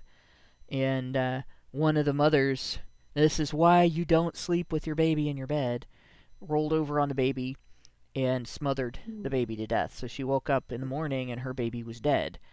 And she sneaked over to the other mother's bed and switched the babies, so that she had a living baby, and the mother that actually hadn't killed her baby had a dead baby in bed with her. Like, she wouldn't notice the difference between her child and the other child, right? Yeah. And they get into this dispute over the living baby, and the mother of the living baby is going, "Oh my God, she stole my baby! She stole my baby!" So they end up taking their dispute, but before King Solomon, and this is supposed to be this story is supposed to be indicative of the wisdom of King Solomon. He can't find any evidence that proves which mother is actually the mother of the living baby. So he basically says, all right, my solution is that we're going to cut the baby in half, and each of you will get half of the baby, and that'll settle it, right? And of course, the mother that had a sense of ownership, and only a sense of ownership, and not a sense of stewardship, was like, fine by me. If I can't have him, she can't have him either. Let him die. But the other mother immediately was willing to give up the baby. Let her take the baby as long as he gets to live. Don't kill him. Don't kill him. And then, of course, Solomon gave the baby to the woman who wanted him to live, who was willing to give him up to save his life, because she had a sense of stewardship and not just a sense of ownership. So you can have ownership and stewardship, and you can have a sense of stewardship without ownership, and those can both be functional. But just having a sense of ownership of your children without having a sense of stewardship makes you abusive. There you go. Yep. And the same can be true if you're talking about nature. Not to get on the whole environmentalist kick, modern environmentalist kick, but it's dumb to put poison directly into the water that you're going to be getting, out of the faucet when you run your tap, right? So you definitely don't want to dump a bunch of chemicals into the ground. And similarly, smog is obviously dangerous. It doesn't necessarily mean I believe in everything that the modern global warming movement has said about human relationship to global weather and so on. But we've gotten to a point now in our society where it's like all or nothing, and there's nuance to that discussion that has been forgotten, and that sense of ownership without a sense of stewardship is coming back out of it, and it's having some pretty bad effects. The obsession over stewardship of the environment has taken over the possibility that we might have stewardship over humans. Yeah. And we're now being overrun by people who think they have ownership over other human beings. Well, it's also rather than stewardship. It's also led to a backlash that is too tolerant of a complete lack of stewardship over the environment. And it's like I said, there's nuance to that, right? You don't need to go overboard, but at the same time, ecosystems are not something that you can just consistently abuse and pollute without consequences either. So you have to find a balance between ownership and stewardship. And unfortunately, we're too busy arguing politics and the politics of ownership and stewardship to engage in the practical application of those concepts. So basically, if you have a right to use something, even if you don't own it, like, you can't own the air that's around everybody. Right? Yeah, everybody gets to breathe it. Everybody gets to move around in that air. But you can fuck it up by creating a disaster within the space that air resides in. And you can fuck it up so badly that it affects the people in the vicinity for a long time. And so that's having a sense of stewardship over something that you don't necessarily have a sense of ownership over. Yes, you have a right to be there. Yes, you have a right to be in a sphere of influence on that air. No, you don't have a right to abuse that to the detriment of the other people that are also in that area. Like happened in here in Ohio, with the train wreck. In any case, we await the return of the king. Yes, 1180 AD. Marie directs. Oh God, this isn't Cretian because it's not. I don't want to say Cretan. Be Cretian, I think, or Chrétien de Troyes. I'm gonna butcher this, so I'm gonna apologize to our French listeners because I'll be honest. The first time I ever had to actually study in school was when I took a non-English language, and not only did I have to study, but I had to study to be able to get C's.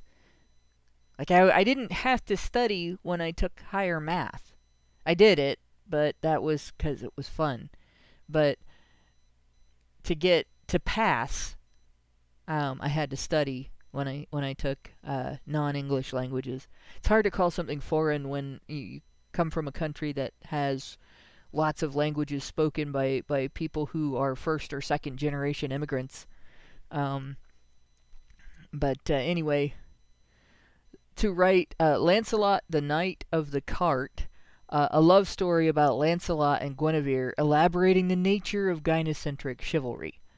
So just to remind y'all, that was an adulterous relationship that she was romanticizing. Lancelot was not her husband. But yeah, That's just great.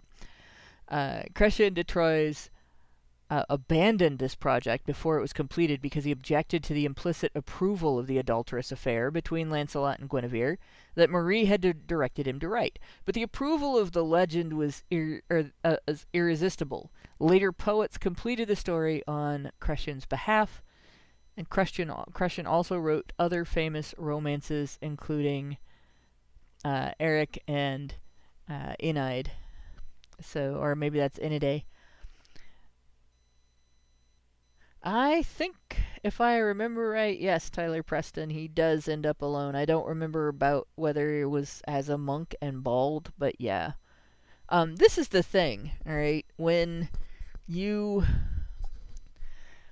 get together with somebody who turns out to be a straying partner of somebody else who is betraying the relationship, you're associating yourself with someone who does not have a moral objection to engaging in that betrayal. And you have to realize if that person will abandon the person that they promise to love, honor, cherish, obey, be loyal to, take care of, uphold, till death do them part, that you can't expect them to treat you any better. Right? You never can just assume that it's going to be different with you. Mm-hmm.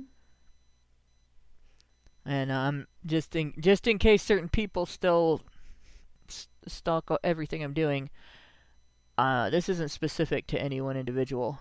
This is something I've seen over and over again in a variety of relationships, with a variety of people, friends and family, not just one relationship. The cheater, the person who commits adultery against their partner, you cannot expect that person to be better in the next relationship. But yeah. So 1188 AD, Marie directs her chaplain, Andreas Capellanus, to write The Art of Courtly Love, which we will read at a later date, I think. I don't know if I want to go over. That's another whole article. But this guide to the chivalric codes of romantic love is a document that could pass as contemporary in almost every respect, excepting for the outdated class structures and assumptions. Many of the admonitions in Andrea's textbook clearly come from the women who directed the writing. So now we are at the gynocentric culture of the day having been written like a script and directed by women. It was not something that just organically happened. It wasn't something that resulted from the conditions in which people lived. It was the French aristocracy, and they're the French aristocracy is just European aristocracy in general, right? They're all a lot of the aristocrats in various countries were related to each other, but it was the French aristocracy, the women of the French aristocracy, establishing authority over the men, using this concept of romantic love and romantic chivalry. 1180 to 1380 AD. So now we're a couple of centuries here. Gynocentric culture spreads throughout Europe. So I'm going to say like a virus. Right? It's the original woke mind virus right here. In 200 years... Any biological virus wishes it could survive as long as this shit did. Yeah. Yeah. Most of them literally evolve into a benign form of itself. This thing has evolved into more and more... what's the opposite of benevolent? Whatever that is. Malice? Malicious. Yeah. Malevolent. It's Yes. malevolent, yeah. Malevolent forms of itself. It's weird how that works. Mind viruses work in the opposite direction. because they, for some reason, keep the hosts alive even longer than the previous version of itself. Go on. Yep. And you look at this. In 200 years, gynocentric culture spread from France to become instituted in all the principal courts of Europe. So it spread through the aristocracy first, right? And from there, went on to capture the imagination of men, women, and children of all social classes. So you had, and it'd basically be like if Hollywood, because, we have the political aristocracy in DC, right? But if you look at the cultural aristocracy in a country like the United States, that's not our politicians. That's our entertainers. They're the stars. And so it'd be like if Hollywood decided that they were going to spread something like this. Imagine that. Yep. Yeah. And the aristocracy of Hollywood, the producers, the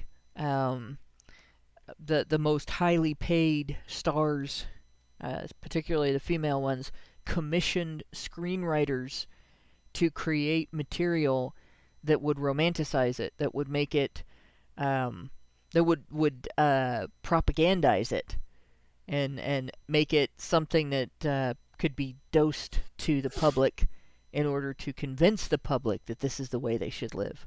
That's basically what this is describing.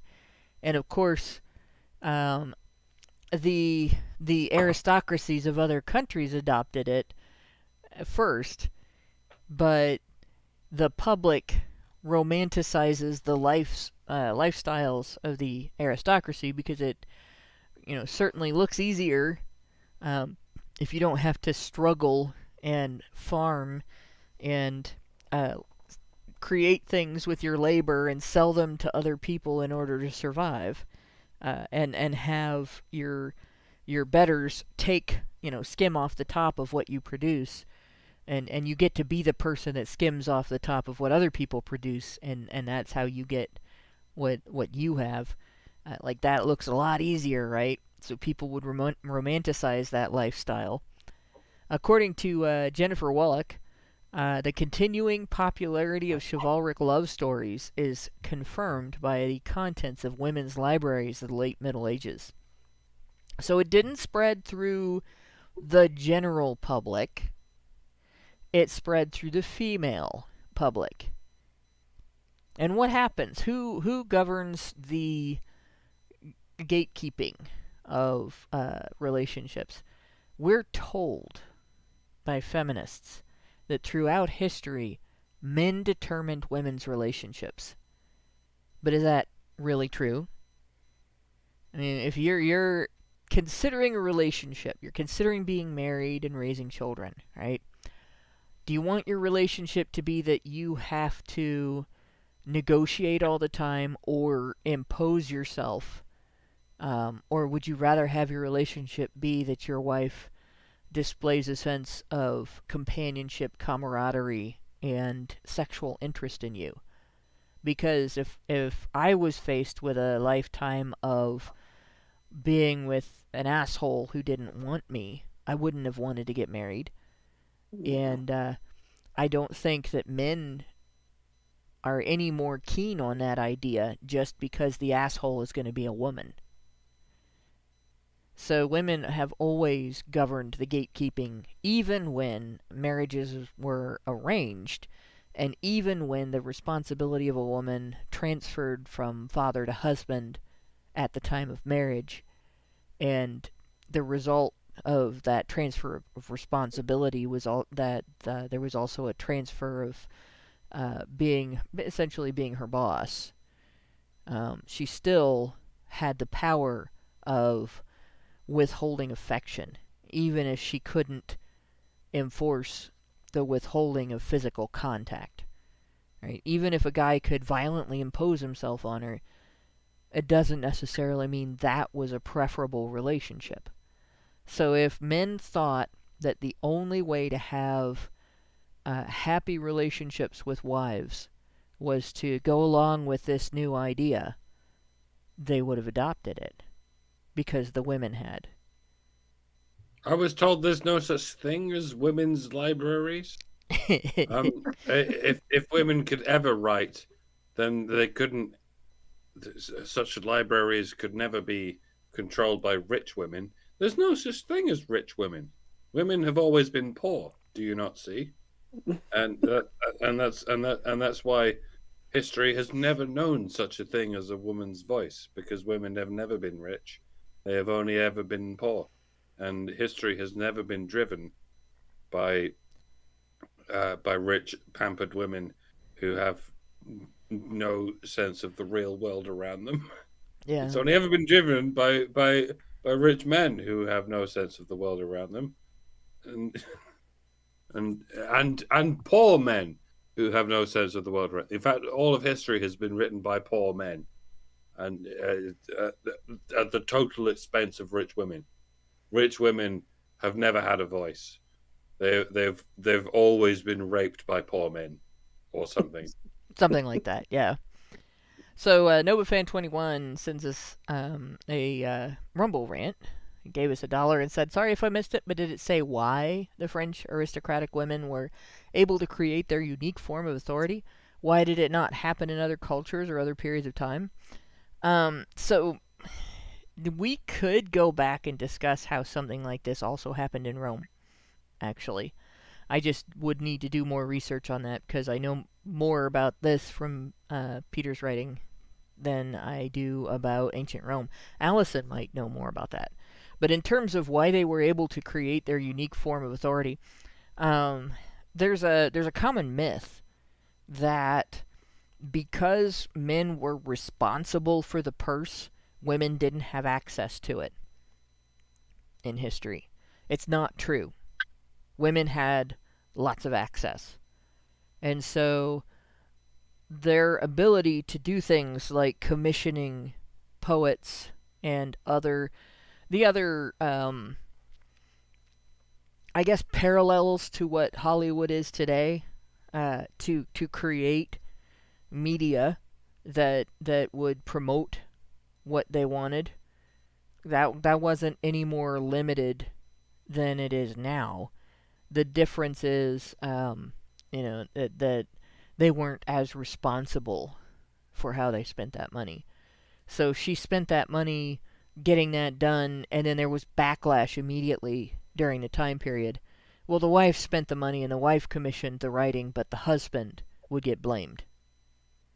Whereas today, if I spent money to commission a songwriter to write a song about how women shouldn't vote, and then the song pissed a bunch of people off, and somebody decided that there needed to be some repercussions, I would be the one that would be responsible for that. I would be the one that the backlash would hit. Nobody would come along and say, her husband permitted her to use money to do that. You're like, bitch, that money came out of my check. That was my pay. I earned that. I worked a double shift so I could afford that, right? Or, if I really wanted to, I could write those lyrics myself. They wouldn't be as good, but there you go. In any case, yeah, so they had all the same power that a woman has today. They just didn't have the same responsibility for what happened if they exercised those powers. And they might have an additional hoop. Like, their husband had a better chance of being able to say, I really don't want you to do that, so I'm going to say you can't pay for that, or I'm going to not pay for that. But there would still be a battle, and that still might not go his way. So the misconceptions about how women were treated in history that have been promoted by feminists, that probably one of the most egregious ones is that men controlled the purse strings and women had no access. It's bullshit. How many times am I going to say bullshit tonight? We're going to end up growing something in this like, going to plant We've a garden. got a new drinking game. Yeah. No. Drink every time she says responsibility. Finish your drink when Bullshit. Bullshit is fertilizer, so every time I say bullshit, you have to commit to planting a tree somewhere. That can just be as simple as taking one of those little helicopter seeds from a maple tree and sticking it in the ground, because those things grow like weeds.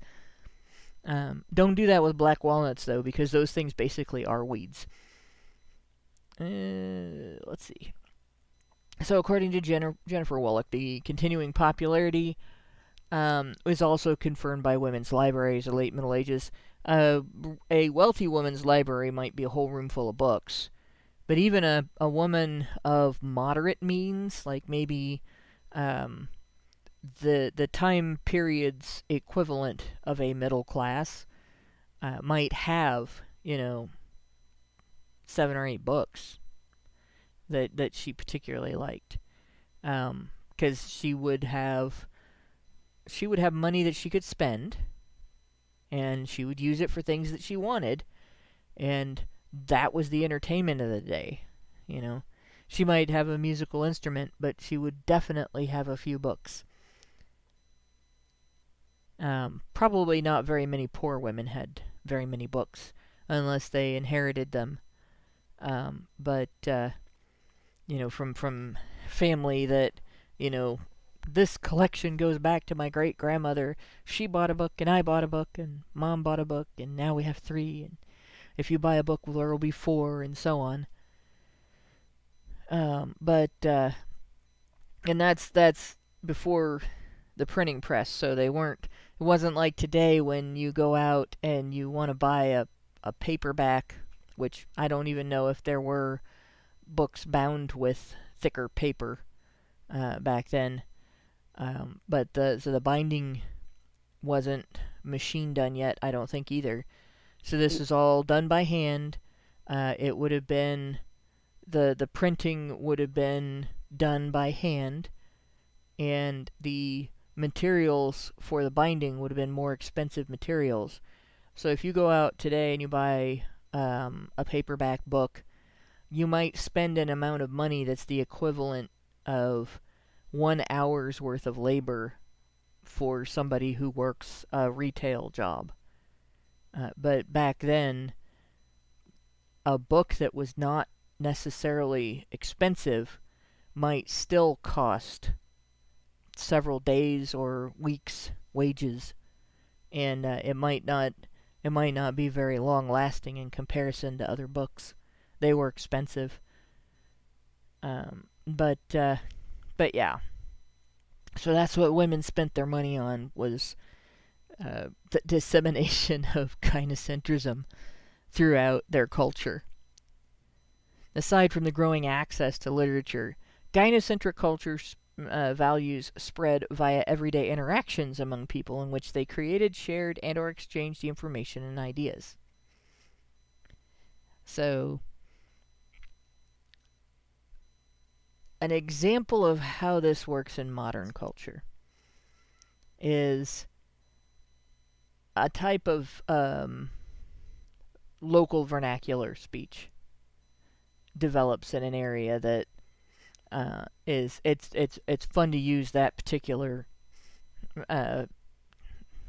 local slang, idioms, and so on, but nobody knows about it until a movie is made with a title referencing the females of that particular area, and within a short period of time after the movie comes out, all of the girls, teenage girls in the entire country, and pretty much anywhere else the movie has played, have start to incorporate words and phrases from the vernacular of the girls portrayed in the movie as parts of their language and how they describe things in everyday speech. And suddenly, grody isn't a nonsense word. Everybody knows it means gross. And if it's really gross, it's totally grody. And if you really hate something, your comment on it is gross me out and gag me with a spoon. And, it goes on like that for years and years, and that generation's slang harkens back to that movie for the rest of their lives. That's how that type of culture spreads. For the millennials and the zoomers, the title of the movie is Valley Girl. And if you watch it, you'll be embarrassed for us.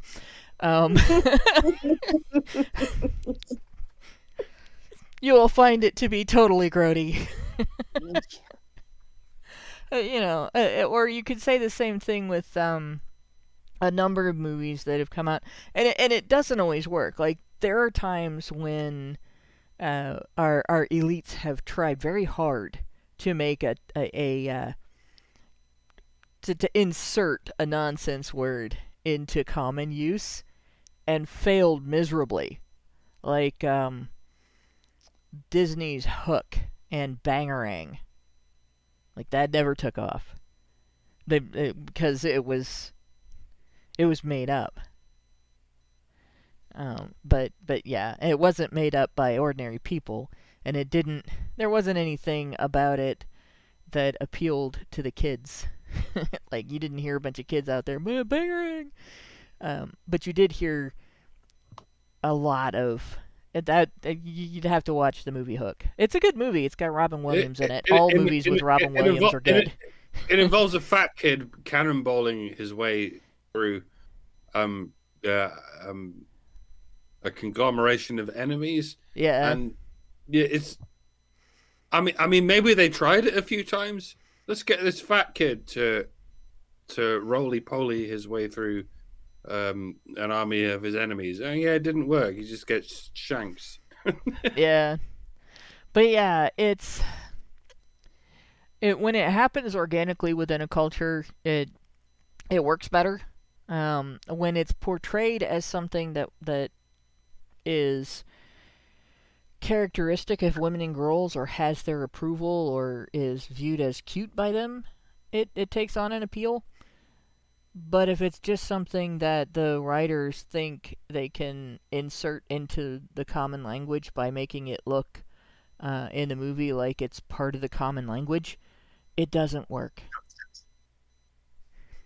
I guess that's the best way for me to describe it. So, but yeah. So that's how medieval women spent their money, is promoting gynocentrism throughout the European culture. So we have 1386 AD. Gynocentric concept of gentleman is formed, meaning that prior, that was not what gentleman meant.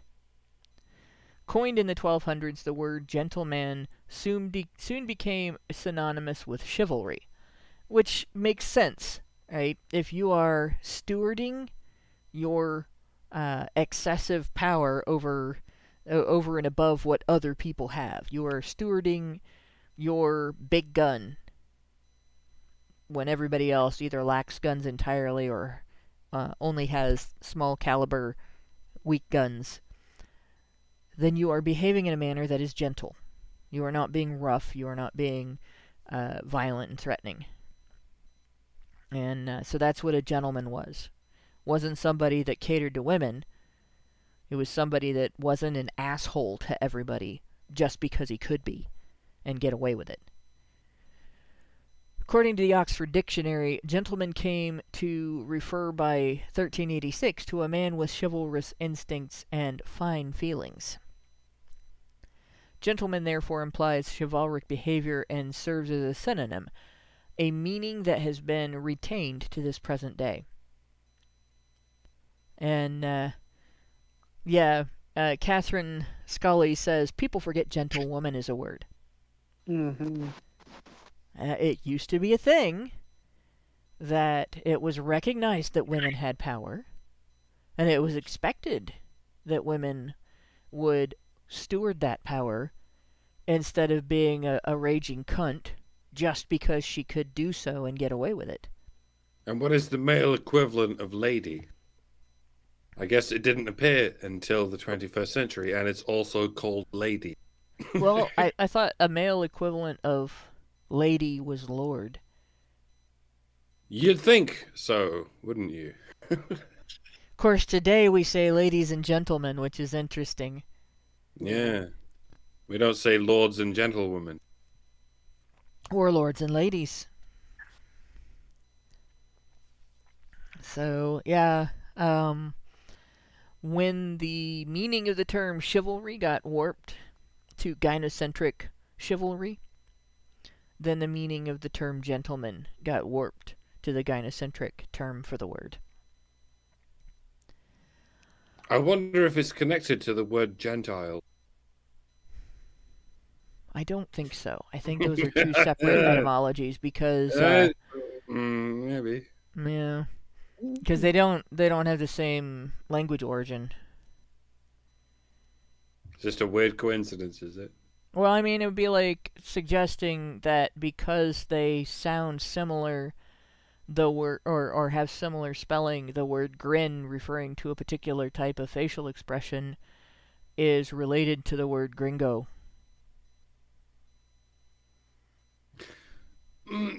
Possibly.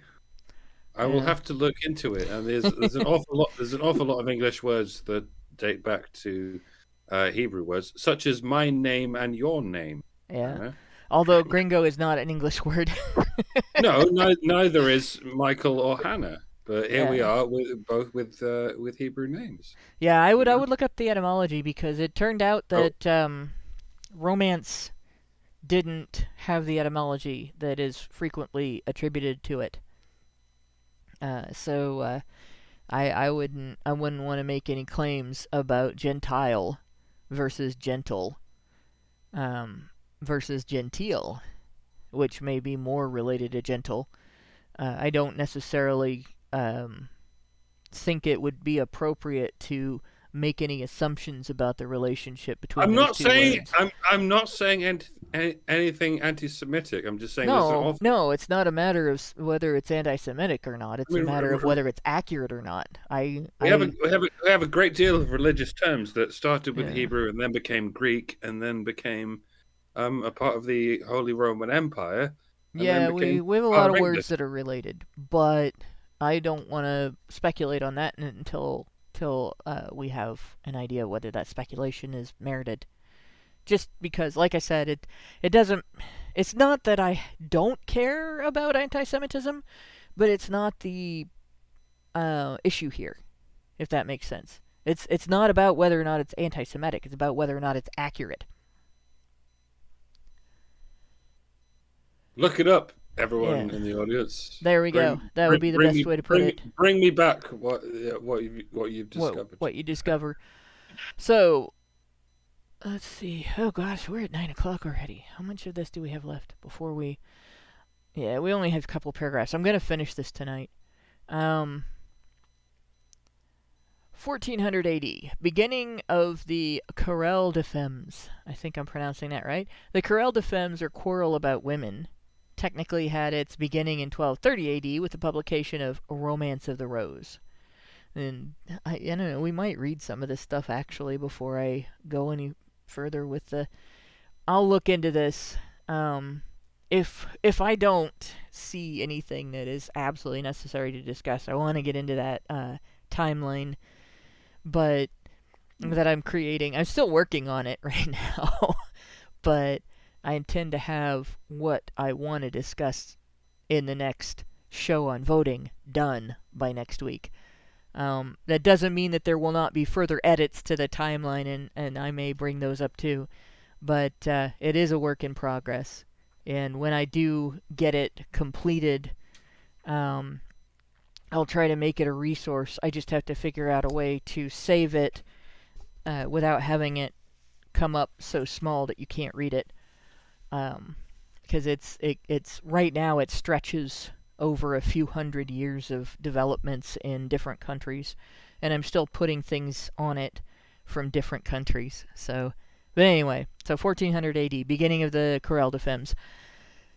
However, it was Italian-French author, so now we have Italian-French author, not just French. It can't blame it all on the Franks. Christine de Pizan, who in 1400 AD turned the prevailing discussion about women into a debate that continues to reverberate in feminist ideology today.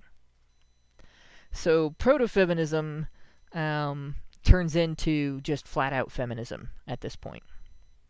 The basic theme of the centuries-long quarrel revolved and continues to revolve around advocacy for the rights, power, and status of women. So the idea that women are oppressed by the conditions that make men responsible for women sort of traces back to 1400 AD, and again, France and Italy.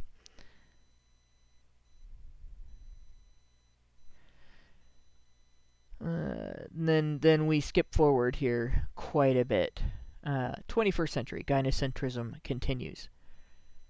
The now 1,000-year-long culture of gynocentrism continues with the help of traditionalists eager to preserve gynocentric customs, manners, taboos, expectations, and institutions with which they have become so familiar, and also by feminists who continue to find new and novel ways to increase women's power with the aid of chivalry.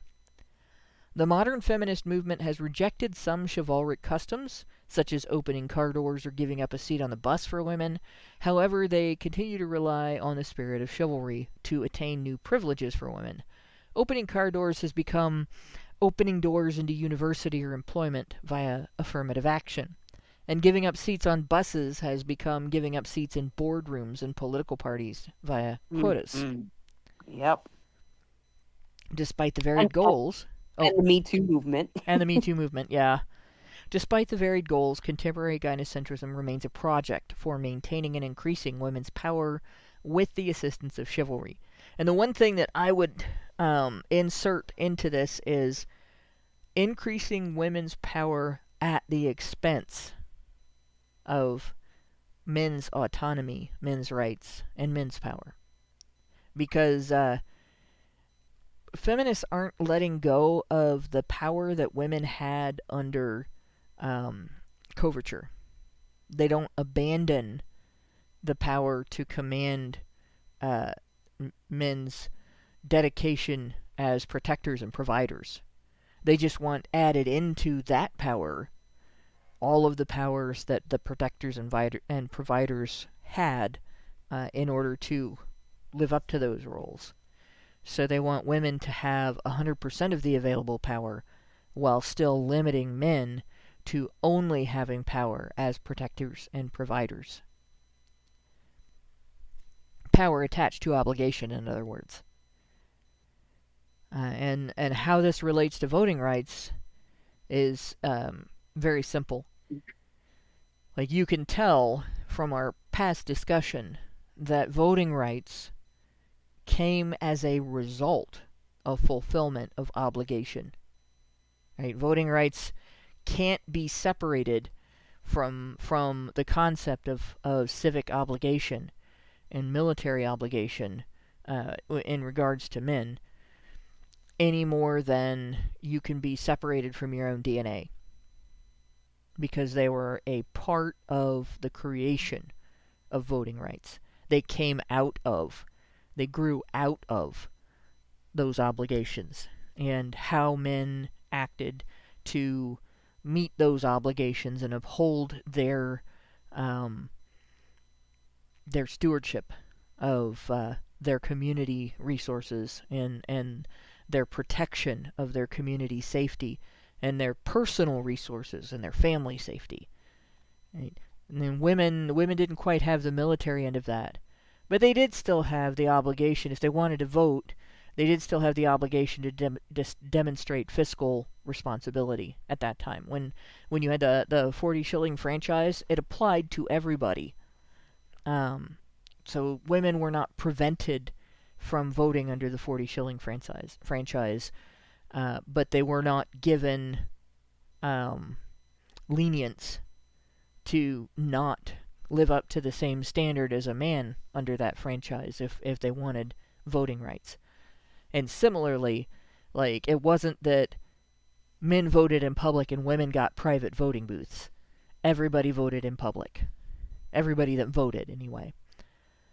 So that imbalance of power, as it increased over time, where men only had power as protectors and providers, but women had power as the arbiters of the culture and as the focus of men's protector and provider role, and then also demanded to have the same powers as the protector and the provider, even though they didn't do those jobs. Like, now you have this situation where women have something that could be referred to as privilege. And yet, who do we hear has privilege? Not women. We hear it about men. We hear it about the patriarchy. And who has control over the evolution of culture? Women. Mm-hmm. So as we go through the timeline in the next few weeks, just keep in mind that while men are the ones who are taking those steps and making those changes at the expense of their safety, they're stretching their necks out and just hoping that a blade doesn't come down on it or a rope doesn't get put around it. For the benefit of both sexes, in a culture controlled by female interests, and women are benefiting. Crazy. And do bear in mind that what has brought us the self-indulgent life that we live in nowadays, the ability to communicate with everyone all over, the ability to just live here doing whatever we want to do, even if we're not doing jobs. We have all this plumbing, all this electricity, we have all this internet. We can do whatever we like. It's because of the technological advances of the last couple of 100 years. And you may say that we have that because of whatever came before it. But at the same time, we have people saying that we have the adjacents of the Ted Kaczynski mindset, saying the results of the Industrial Revolution have been a catastrophe for humanity, and it's whatever. It's difficult to really pinpoint where it went wrong, because we've been a Christian nation, dare I say a Christian West, for a long ass time, and on top of that, we've been, I don't even know what you call it. What do you call it where we're able to develop such technological advances for so very long? Is it because of Christianity, or is it because of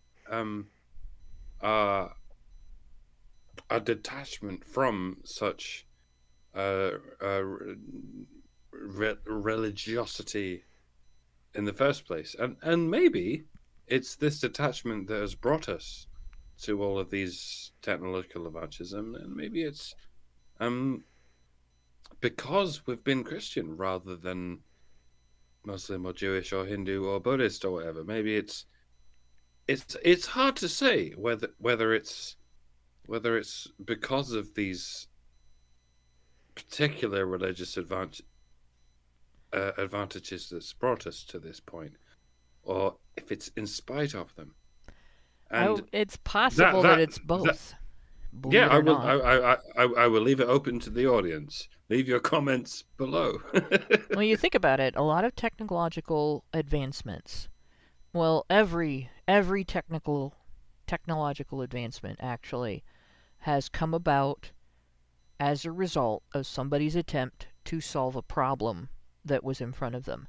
And in some cases, the problem is just, I have a desire to profit by entertaining people, and I can profit more if I can entertain people on a larger scale. And so we invent devices to spread our entertainment to a larger audience, like radio, television, media storage devices, like records, tapes, and so on, CDs, everything like that. But a lot of technology that was created to solve problems was created to solve problems that people wanted to solve out of compassion for their fellow human being. They weren't necessarily trying to advance civilization for the sake of advancement. They were trying to advance civilization for the sake of saving lives or making people more comfortable, saving time, facilitating relationships, a variety of things like that. And so you had the invention of new forms of medicine, the invention of new forms of travel, safer forms of travel. Like seatbelts were invented because, the inventor wanted to preserve life even when there's an accident with the vehicle, right? And it's not necessarily related to religion or lack of religion or any of that.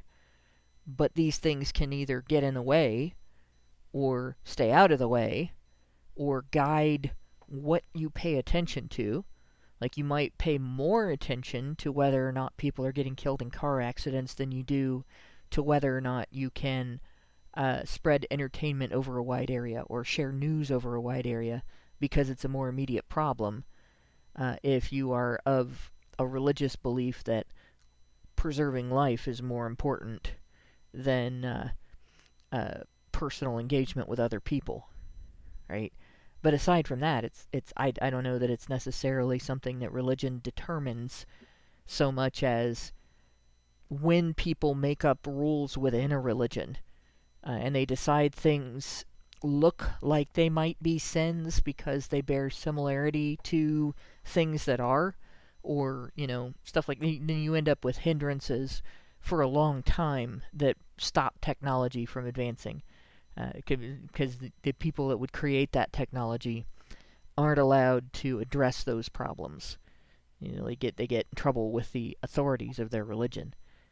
So that's my thinking on it. It's a great duality of, I guess, both the right and the left, and of any given religion and of any given lack of any given religion. That technology has brought us to the point where we can communicate with each other across thousands of miles, like we're doing right now, and we're kind of like, this has brought us together, but at the same time, it's ruined us. It's as adults, we're like, this is great. This is allowing us to report on world events instantaneously, and to a greater degree of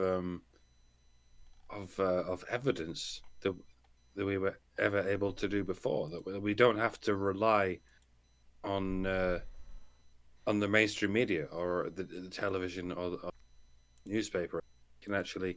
We can get a whole bunch of independent journalists, and I say journalists with all the caveats, we can do that, but we can bring all these people together and actually decipher from as many independent viewpoints as possible as to what is actually going on in the world. But at the same time, we're like, this technology is fucking up our children. Yeah. the exact same technology that is helping adults appears to be screwing up our children, and yeah, it's quite the conundrum, isn't it? That if we can put this down to a spiritual thing or a modernistic technological thing, is this, to what degree is this doing us a favor or actually fucking us up? And we have to try and find this middle space between what good it does for adults and what bad it does for children, and how we meet in the middle. I don't know. I'm bringing this to a weird porridge in the middle of it all where nobody knows what the fuck is going on. So yeah, leave your comments in the comment section below. Folks. In my opinion, a lot of this boils down to a balance again. It's good to have beliefs and philosophies that can act as a placeholder and a shortcut to keep your moral values, your ethical values, your human interests in the forefront of your mind, or in the forefront of the influencers on your actions, right? It's just not good when you get so caught up in honoring that or sticking with that you forget to logic and reason in the process. Those are just as important. And when you lose track of logic and reason, you start fabricating your beliefs systems, right? You start fabricating what's part of and parcel to, I guess, your belief systems, and then you end up warping them and screwing them up and getting away from them, and the next thing you know, you look like an idiot or a maniac, or you're hurting people, or you're hurting yourself, or you're missing out on things, and so on. So it's a crazy time to be alive. Yeah, folks. I for one appreciate it, and I hope you all do too, and I hope we all make the most of it. And in the meantime, let's hope our new AI overlords that are coming in the future will be more merciful to humanity than humanity is. But with that, let me see if I have any rants or anything that I haven't read. I don't think that I've missed any. I think the last thing was the catch up most affected super chat.